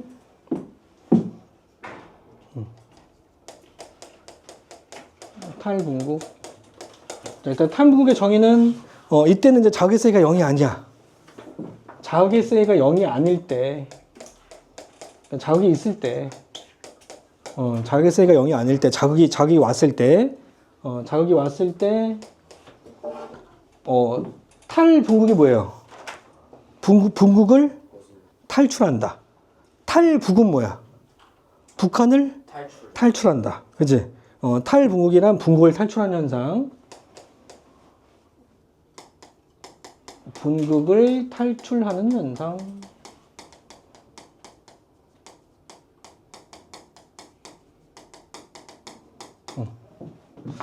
자, 이때 분국 때 형성되는 막전위가 뭐예요? 분국 때 형성되는 막전위 마이너스 70mV 휴지전위를 형성하고 있었죠. 그래서 이 분국을 마이너스 70mV로 바꿀 수 있습니다. 결국에 마이너스 70을 벗어나는 현상을 바로 탈분국이라고 합니다. 이 됐어요? 네. 자, 근데 이렇게 벗어나려면 누가 열려야 된다? 그렇지. 그래서 과정이 바로 나트륨 통로가 열리면서 나트륨 통로의 투과성이 높아진다라고 표현한 이유가 나트륨 통로가 한두 개가 아니야. 엄청나게 많아. 그래서 나트륨 통로가 열린 개수가 많아지는 걸 나트륨의 투과성이 높아졌다 이렇게 얘기합니다. 알겠죠? 이게 한 개가 아니기 때문에 열렸다 닫혔다 이렇게 표현하지 않고 열린 거에 대한 나트륨 개수가 늘어나는 걸 투과성이 높아진다 이렇게 표현한다고. 됐어요? 여기 개수가 많아서 나트륨 통로의 투과성이 높아지면 즉 나트륨이 열리는 개수가 많아지면 자, 그럼 나트륨은 어디서 어디로 이동해? 바깥쪽에 고농도고 안쪽에 전온도니까 밖에서 안쪽으로 유입이 되겠죠. 나트륨의 유입량이 증가됩니다. 알겠죠? 유입량이 증가되면서 막전위가 어떻게 된다? 상승한다. 막전위가 상승하는 단계를 탈분국이라고 합니다. 이해됐죠? 와, 저 과자 냄새가 되게 구수하네. 앞에 냄새 잘 안 나는데 원래. 이거. 아, 이거구나. 아, 팝콘 냄새구나. 드실래요? 아니요. 질질. 근데 과자 먹으면서 수업 듣는 거는 왜 하는 거야? 하지 말라는 거예요. 내가 이렇게 해도 된다는 얘기 한 적이 없는데 그냥 너무 자연스럽게 하고 있어가지고 그냥 해 집중만 하면 됩니다. 근데 부스럭거리지 말고 이렇게 최대한 소리 안 내서 먹으면 돼. 막 바스락바스락 좀 신경 쓰이니까 그거만 안 하면 됩니다. 두 번째 그래프 막전의 그래프로 나타내면 자, 시간의 단위는 밀리세컨 막전이의 단위는 밀리볼트 마이너스 70mV로 일정하다가 드디어 이제 나트륨 톤이 열리면서 상승한다고. 상승할 때 그냥 갑자기 확 올라가는 게 아니라 서서히 올라가. 어디까지? 마이너스 50mV까지는 서서히 올라가고 마이너스 50mV를 지나가면서 확 증가돼. 그래서 어디까지 올라가냐면 어떻게 알았지? 그냥 안 했어. 30인 걸 어떻게 알지? 프로 30까지 올라갑니다. 이건 진짜 안 했어. 그래서 올라가는 이런 단계를 탈분국 단계라고 얘기하고. 근데 여기서 약간 궁금하지 않니? 궁금해요. 이게 서서히 증가되고 확 증가되는 이유가 궁금하잖아요. 궁금해요. 궁금하지. 설명해 줄게. 자, 그 이유가 나트륨 통로가 같은 나트륨 통로가 아니라 여러 종류의 나트륨 통로가 있습니다. 나트륨 통로에 따라서 나트륨 통로가 열리는 조건이 좀 달라. 예를 들면 친구들마다 열받는 포인트가 다르죠. 어떤 친구는 막 머리를 때리고 막 찌르고 막 다 몸 때리고 하는 건 막 다 참아. 근데 엄마 욕하는 건 싫어해. 그럼 막 버럭 화내고 막 때릴 수도 있잖아요. 그러니까 포인트가 다른 거죠. 근데 어떤 애들은 엄마 욕해도 되고 막 쌍욕을 해도 되고 다 참아. 근데 옆구리 찌르는 건 싫어해. 그럴 수도 있잖아요. 이것처럼 나트륨 톤로의 종류에 따라 나트륨 톤로의 뚜껑이 열리는 정도의 차이가 나타난다는 거. 그 중에서 이 서서히 증가시키는 이때 열리는 통로의 나트륨 통로는 자극 의존성 나트륨 통로입니다.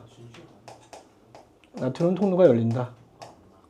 자, 자극 의존성 나트륨 통로란 자극이 오면 무조건 열립니다. 이게 역치 미만의 자극일지라도. 알겠죠? 역치 이상이든 미만이든 자극이 오면 무조건 열리는 통로. 알겠죠? 근데 이 나트륨 통로는 이 자극 의존성 나트륨 통로는 양이 적어요. 그러니까 다 열려봤자 서서히 높아진다고요. 많은 양이 들어오지 못하니까. 알겠죠? 그 다음에 마이너스 50부터 열리는 통로가 뭐냐면 전위 의존성 나트륨 통로가 열립니다. 이 전위 의존성 나트륨 통로는 자극이 왔을 때 열리는 게 아니라 그 지점에 마이너스 50에 도달하면 열립니다. 막전이가 변하면 열린다고요. 그러니까 처음부터 열리진 않겠죠. 처음부터 열리는 게 아니라 처음부터는 얘가 열리고 얘가 열어서 나트륨의 일부가 들어와서 마이너스 50에 도달시키면 그때부터 얘가 열리기 시작한다고. 이해돼요? 마이너스 50이 됐을 때 열리는 통로가 바로 전위 의존성 통로. 얘는 양이 많습니다. 그래서 다 열리면 급격하게 상승하는 거죠. 많이 들어오니까. 알겠어요? 그래서 마이너스 50까지는 이 마이너스 50은 만약에 역치 미만의 자극이 왔어. 그러면 얘가 열리긴 열리지만 이 자극 의존성 통로가 다 열리진 않아. 그래서 마이너스 50까지는 못 올라가고 살짝 떨어져. 그럼 마이너스 50에 도달하지 못하면 누가 안 열려? 얘가 안 열리죠. 그러니까 얘가 쭉 올라가지 못하고 올라가다가 떨어져 버린다고요. 그게 역치 미만의 자극이 왔을 때야.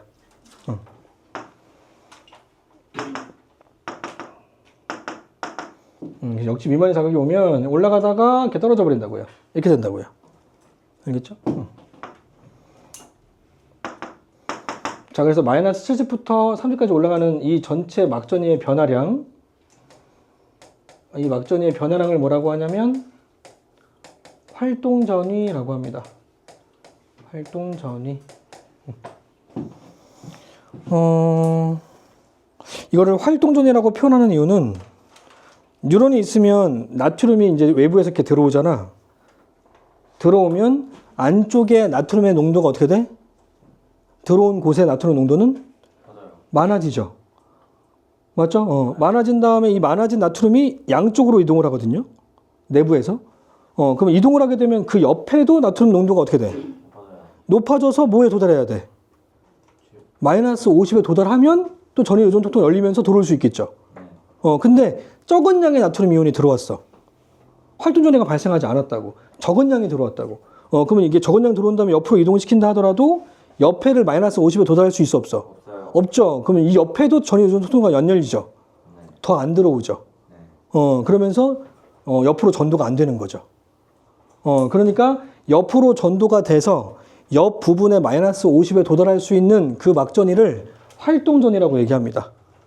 알겠죠? 활동전이만큼은 나트륨 이온이 들어와야 그 옆으로 이동할 수 있다고요. 옆으로 마이너스 50, 50을 도달시켜서 계속 옆으로 이제 전도가 될 수 있다는 거. 그래서 활동전이란 마이너스 70부터 플러스 30까지의 막전위의 변화량인데 활동전이가 발생해야지만 그 옆으로 흥분이 이동할 수 있게 됩니다. 알겠죠? 그래서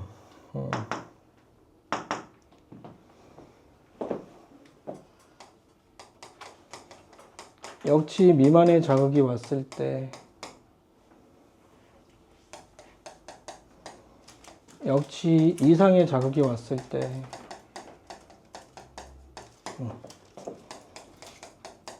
탈분국의 여부 아래쪽에다가 잘 쓰세요. 이거 특징입니다.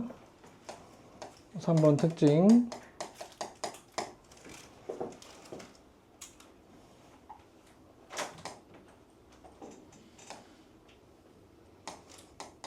역치 전위의 발생 여부, 활동전이 발생 여부, 전도의 여부, 반응의 여부. 자, 역치 미만의 자극이 오면 그 자극을 받은 그 지점에 자극 의존성 통로가 다 열리지 않기 때문에 조금 올라가다가 떨어진다 그랬죠. 네. 맞죠? 그러니까 조금 이렇게 변했잖아요. 어쨌든. 그럼 이게 조금 변한 이것도 탈북은 발생한 거 안 한 거? 하는 거죠. 탈북 된 거 안 된 거? 안 하는 거죠. 다시 탈북이 뭐야? 탈북. 북한에서 북한을 탈출하는 거. 그럼 북한에서 우리나라로 오는 것도 나왔죠. 탈북. 북한에서 미국으로 가는 것도 거리는 중요하지 않죠. 가까운 데로 이동해도 탈북이잖아요. 그러니까 마이너스 70에서 조금이라도 변했잖아요. 네. 그래도 탈북이 아니요. 맞죠. 맞아요. 알겠죠? 탈북 된 거 맞습니다. 역치 미만도. 역치 미만의 자극이 오더라도 자극을 준 지점은 탈북이 일어납니다. 알겠죠? 근데 역지전이가 마이너스 50이에요. 이 마이너스 50이 바로 역지전이. 자, 역치 미만일 때는 역지전이가 발생한다, 안 한다? 마이너스 50을 되기 전에 떨어진다 그랬죠? 발생하지 않죠? 그러니까 활동전이가 발생한다, 안 한다? 안 한다. 안 한다. 왜냐면 전위 의존성 통로가 안 열리니까. 맞아요? 그러니까 옆으로 전도된다, 안 된다? 된다. 안 된다. 그래서 뇌가 받지 못하니까 반응하지 않는다. 알겠니? 그게 역치 미만의 자극이 왔을 때 그래서 내가 안 느껴지는 이유라고요. 알겠니? 그러니까 이 부분은 이 자극을 받은 지점은 흥분하는 게 맞지만 그 흥분이 이동하지는 않는다는 거죠. 그래서 뇌로 전달이 안 되니까 느껴지지 않는 거지. 이 됐어요? 근데 역치 이상의 자극일 때는 탈북된다, 안 된다? 된다. 역치전이 발생해서 전이 의존성 통로가 열리니까 활동전이 발생하고 그래서 전도도 되고 반응도 일어난다고요. 이게 역치 미만이 왔을 때와 역치 이상의 자극이 왔을 때의 탈분국의 특징입니다. 어렵니? 안으로? 문제 어려울 거예요. 알았죠? 문제 어려울 거야. 처음 보는 문제니까. 어려우니까 더 재밌잖아. 야, 이거를 단순하게 그냥 암기한 걸 물어보면 재밌어, 그게? 누가 더 잘 암기하는 걸로 판가름 나면 그게 재밌냐고. 하나도 안 된다. 그럼 개나 소나 다 외우잖아. 바보들도 외우기만 하면 다 맞을 수 있잖아. 그건 과학이 아니잖아, 그건. 제가 바보면 어떡해요. 그게 아니라 내가 이해하고 좀 더 잘 이해하고 있으면 잘 풀리고, 못하는 애들은 좀 적게 풀고, 모르고, 이래야 되는 거잖아. 그죠?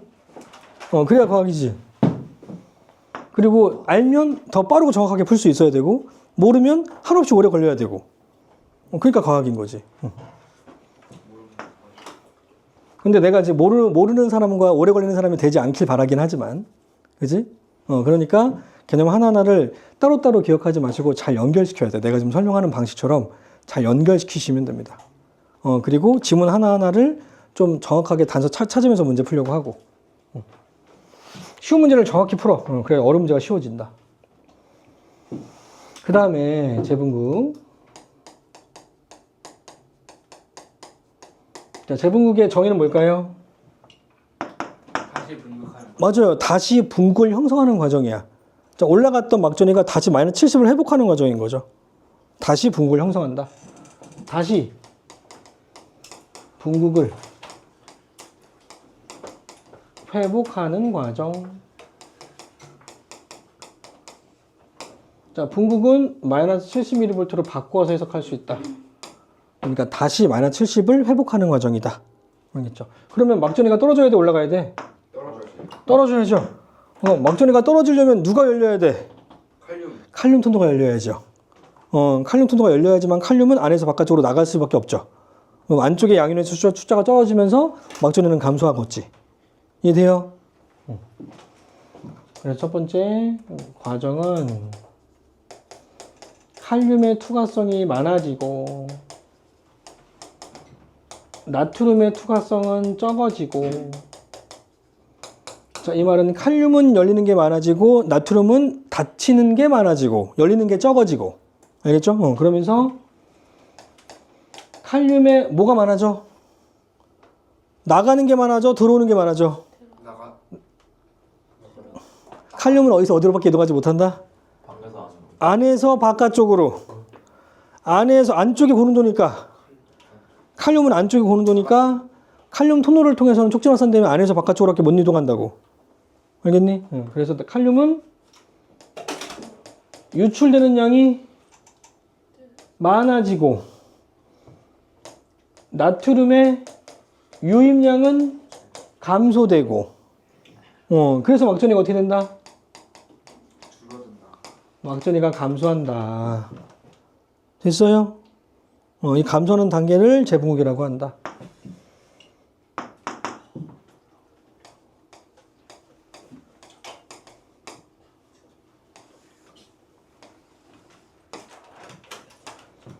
마이너스 70, 마이너스 50, 플러스 30 이렇게 체크하시고 일정하다가 서서히 증가, 확 증가. 그리고 이게 쭉 떨어진다고요. 쭉 떨어지는데 마이너스 70보다 더 떨어집니다. 더 떨어졌다가 다시 올라갑니다. 이렇게 일정합니다.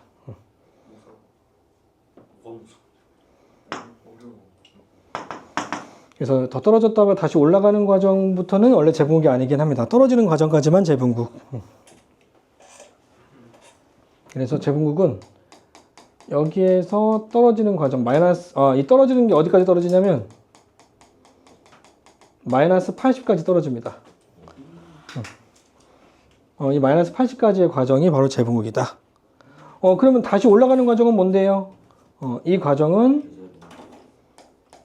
이온의 재배치라고 합니다. 이온의 재배치 구간. 그 분국, 재분국, 탈분국, 재분국 과정으로 포함시키지 않습니다. 문제 아무리 다 풀어봐도 재분국 과정을 여기서 물어보진 않습니다. 그래서 이 이온의 재배치 구간은 뭐냐면 다시 쭉 떨어졌다가 다시 올라가는 이 과정은 누구에 의해서 일어나냐면 다시 나트륨 칼륨 펌프에 의해서 회복이 됩니다. 나트륨 칼륨 펌프에 의해서 나트륨 3개는 빼주고 칼륨 2개가 들어오는 이 과정, 에너지 쓰면서 들어오는 이 과정에 의해서 다시 원래의 나트륨 농도를 회복한다. 원래의 막전이를 회복한다. 그럼 특징.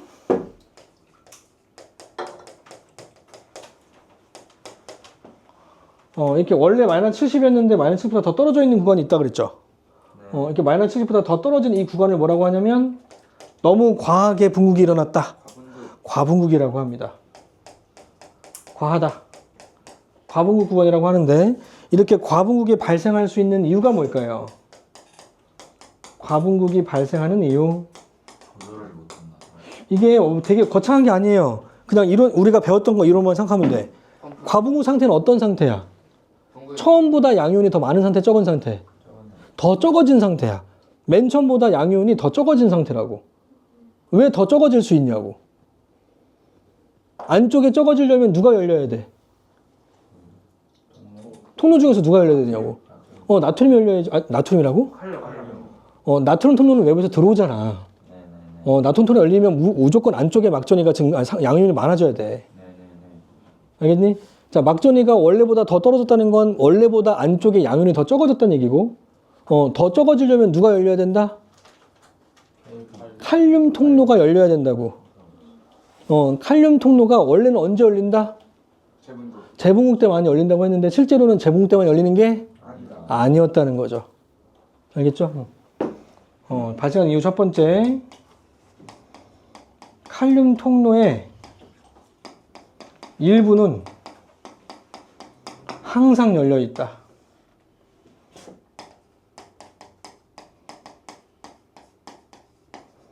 이게 또 헷갈릴 수 있는데 그게 아니라 나트륨 통로도 종류가 두 종류가 있었잖아요.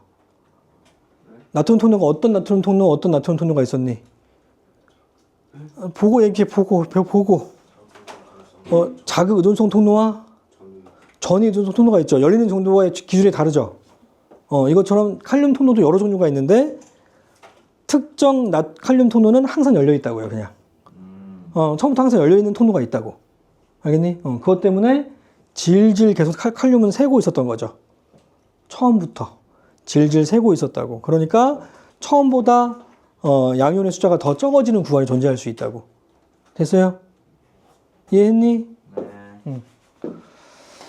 또는 나트륨 이온과 나트륨과 칼륨의 투과성의 시간차가 있죠.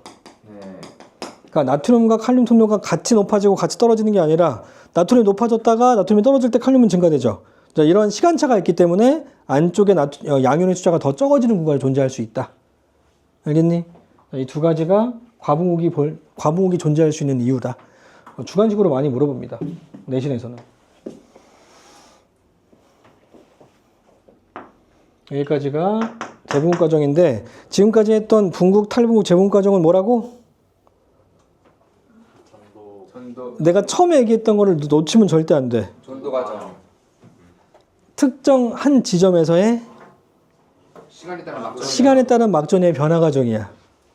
그러니까 이게 무슨 말이냐면 뉴런이 이렇게 있으면 여기 자극이 이렇게 왔잖아요.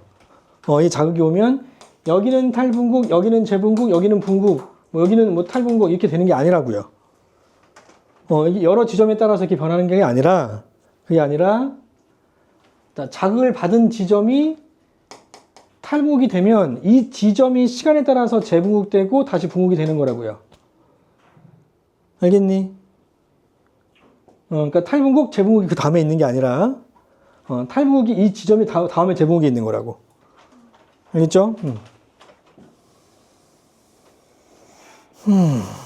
밑에 뭐 나오나? 다음에 전도? 그 다음에 그 밑에 뭐 나오니? 이거. 전도? 전도 속도. 자, 전도 속도에다가 잘 적으세요.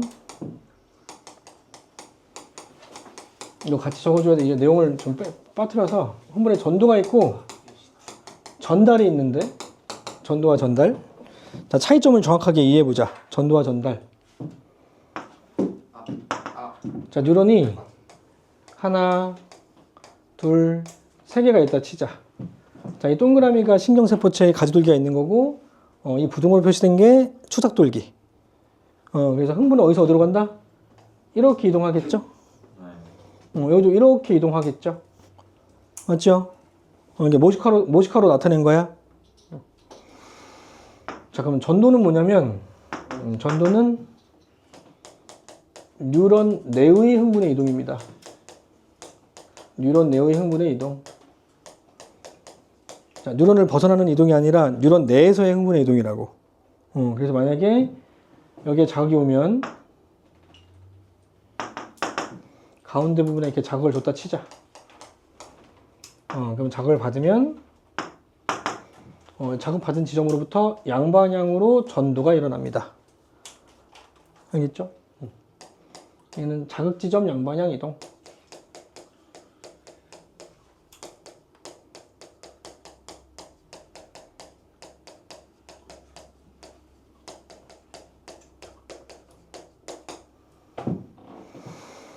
자, 그 다음에 전달은 뉴런을 벗어나는 흥분의 이동. 뉴런을 벗어나는 흥분의 이동.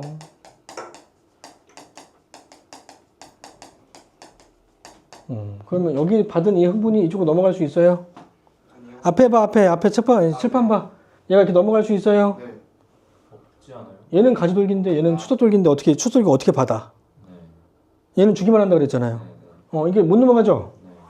하지만 여기서 넘어갈 수 있어요, 없어요? 있어요. 있죠? 이렇게 가는 거죠. 네. 이게 전달입니다. 못 넘어가. 하지만 그 안쪽에서 이동하는 건 또 전도죠? 네.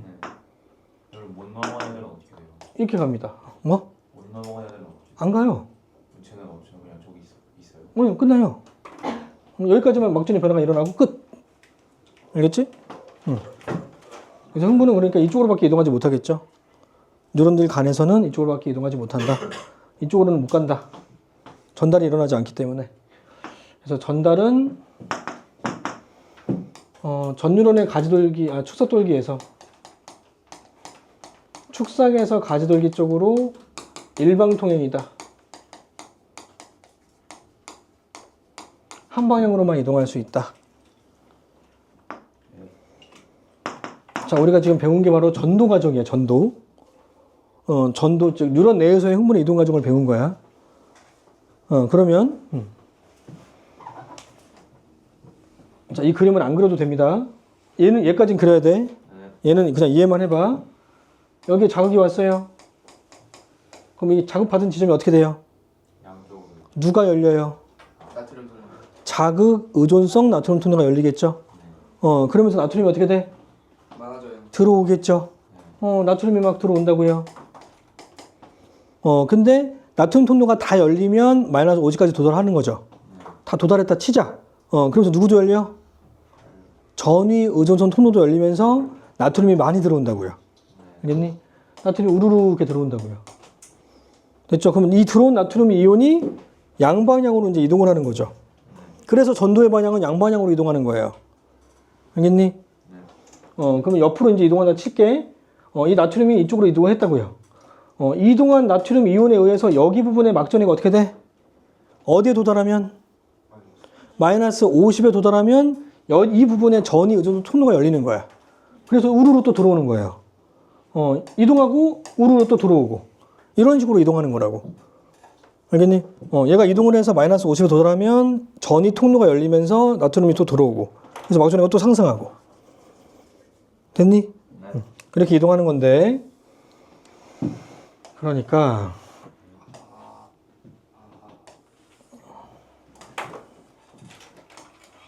이건 또 써야죠. 아니요, 쓰지 마세요.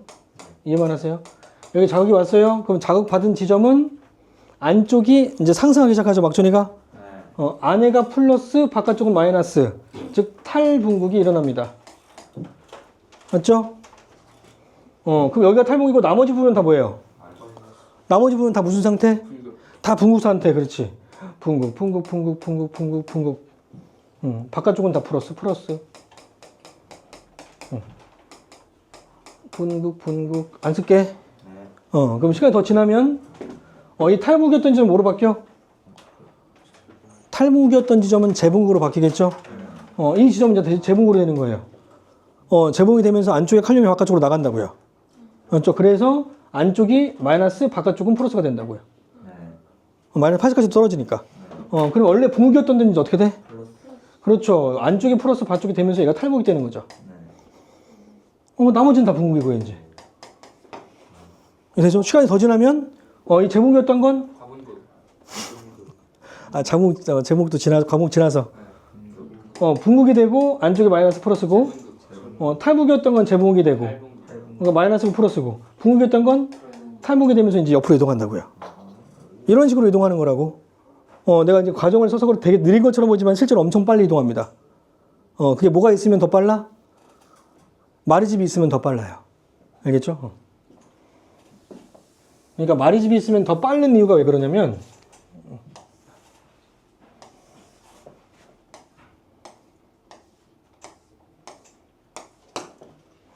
여기에 자극이 왔어요.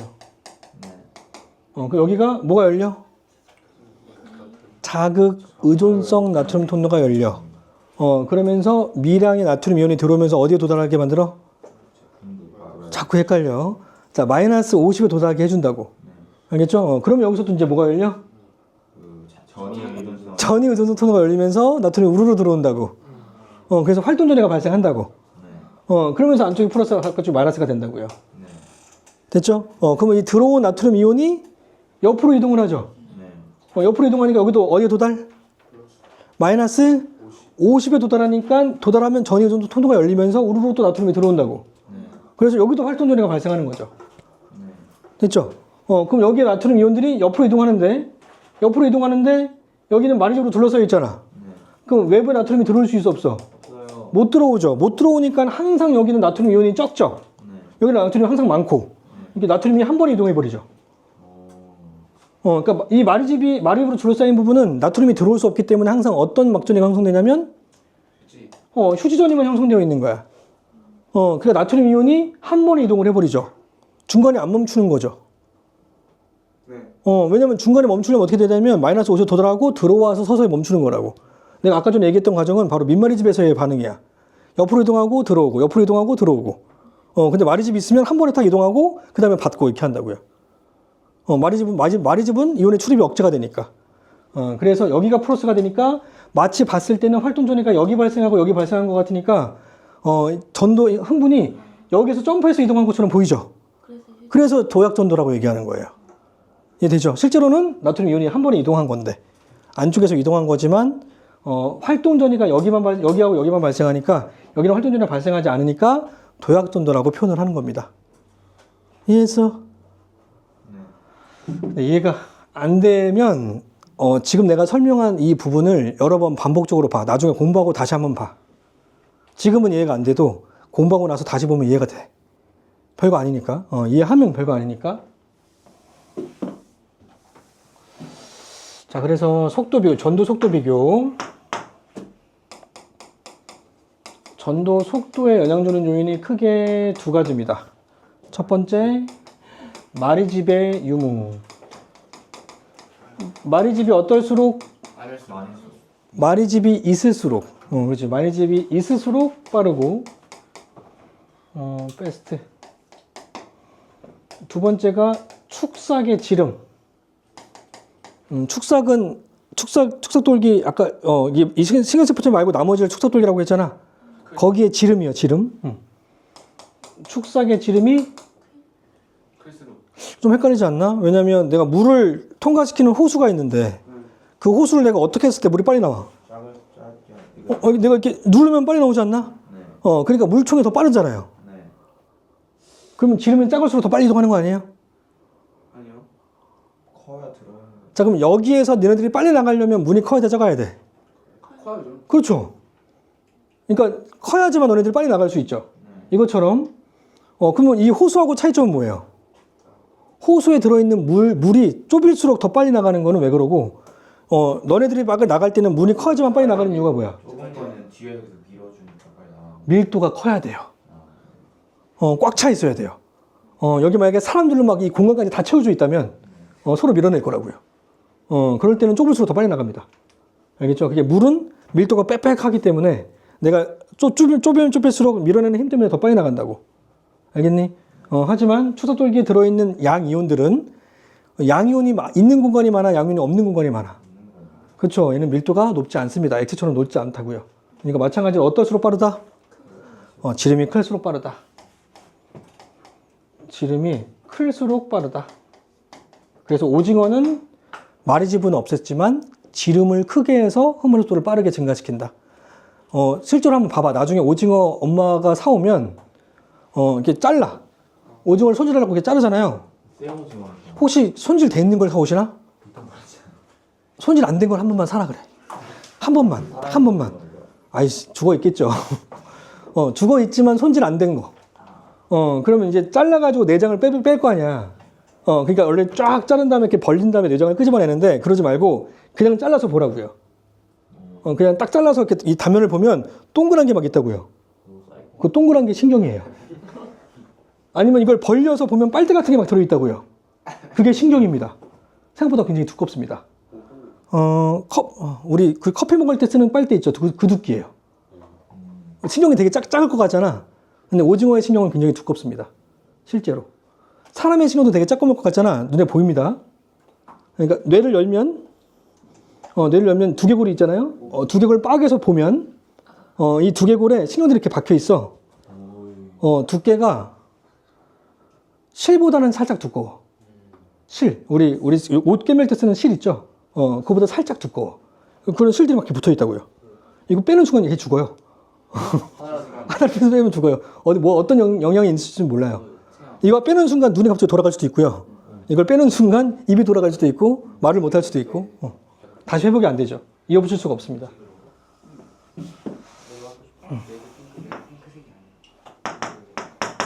자, 이제 오늘의 하이라이트를 할 건데, 별거 아니니까 이해해줘. 별거 아니니까. 뉴런 하나가 있고요. 여기에 자극을 줬대요. 그래서 자극 후, 이거는 전도 응용에다가 적으시면 돼요. 자, 자극 후 5ms, 이거를 편의상 5초라고 읽을게요. 그냥 다 단위가 미리세컨이니까 그냥 편의상 5초라고 읽을게.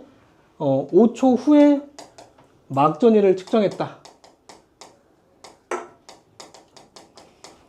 자, 근데 이때 이 전도가 되는 속도가 1초당 1ms당 1cm를 이동한다 치자. 얘의 속도가 1cm per millisecond이라고 치자. 속도가 전도되는 속도가. 그러면 여기가 자국준 지점이고 여기 1cm가 떨어져 있는 지점 D1, 2cm가 떨어져 있는 지점 D2라고 치자. 자, 그러면 자국준 지점은 D0기라고 하고, D0 지점이라고 하고, D0, D1, D2인 지점에 도달하는 시간은 몇 초? 1ms. D0는 0초. 여기 자국 줬으니까 도달하는 시간이 필요 없죠. 얘는 0초. 그러면 D1에 도달하는 시간은 1초가 필요하죠. D2는 2초가 필요하죠. 그렇죠? 근데 이 도달하는 시간에 의해서 막전위가 변하니? 아니면 도착한 다음부터 변하기 시작하니? 그치? 그러니까 막전위의 변화는 흥분에 도착한 다음부터 변하기 시작하죠. 근데 이 도달하는 시간은 전도 속도에 의해 결정되는 시간이라고. 자면 안 된다. 눈을 부릅뜨어야 된다, 진짜. 하나도 못 푼대. 하나도 이해가 안 된다, 이거 문제 풀 때. 이해 못하면, 저기 D1이랑 D2 사이 1cm가 되는 거. 렌치라고 쓰는 거예요? 네.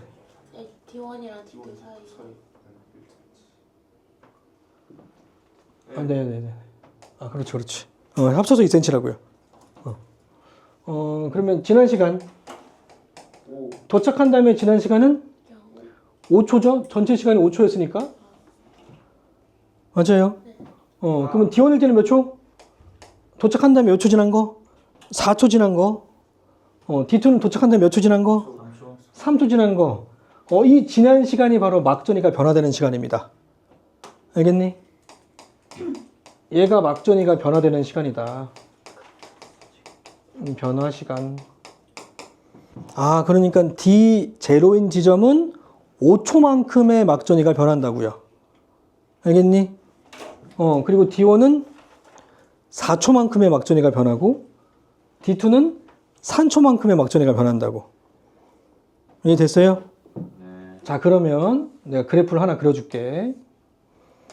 마이너스 70 올라가서 떨어졌다가 내려간다.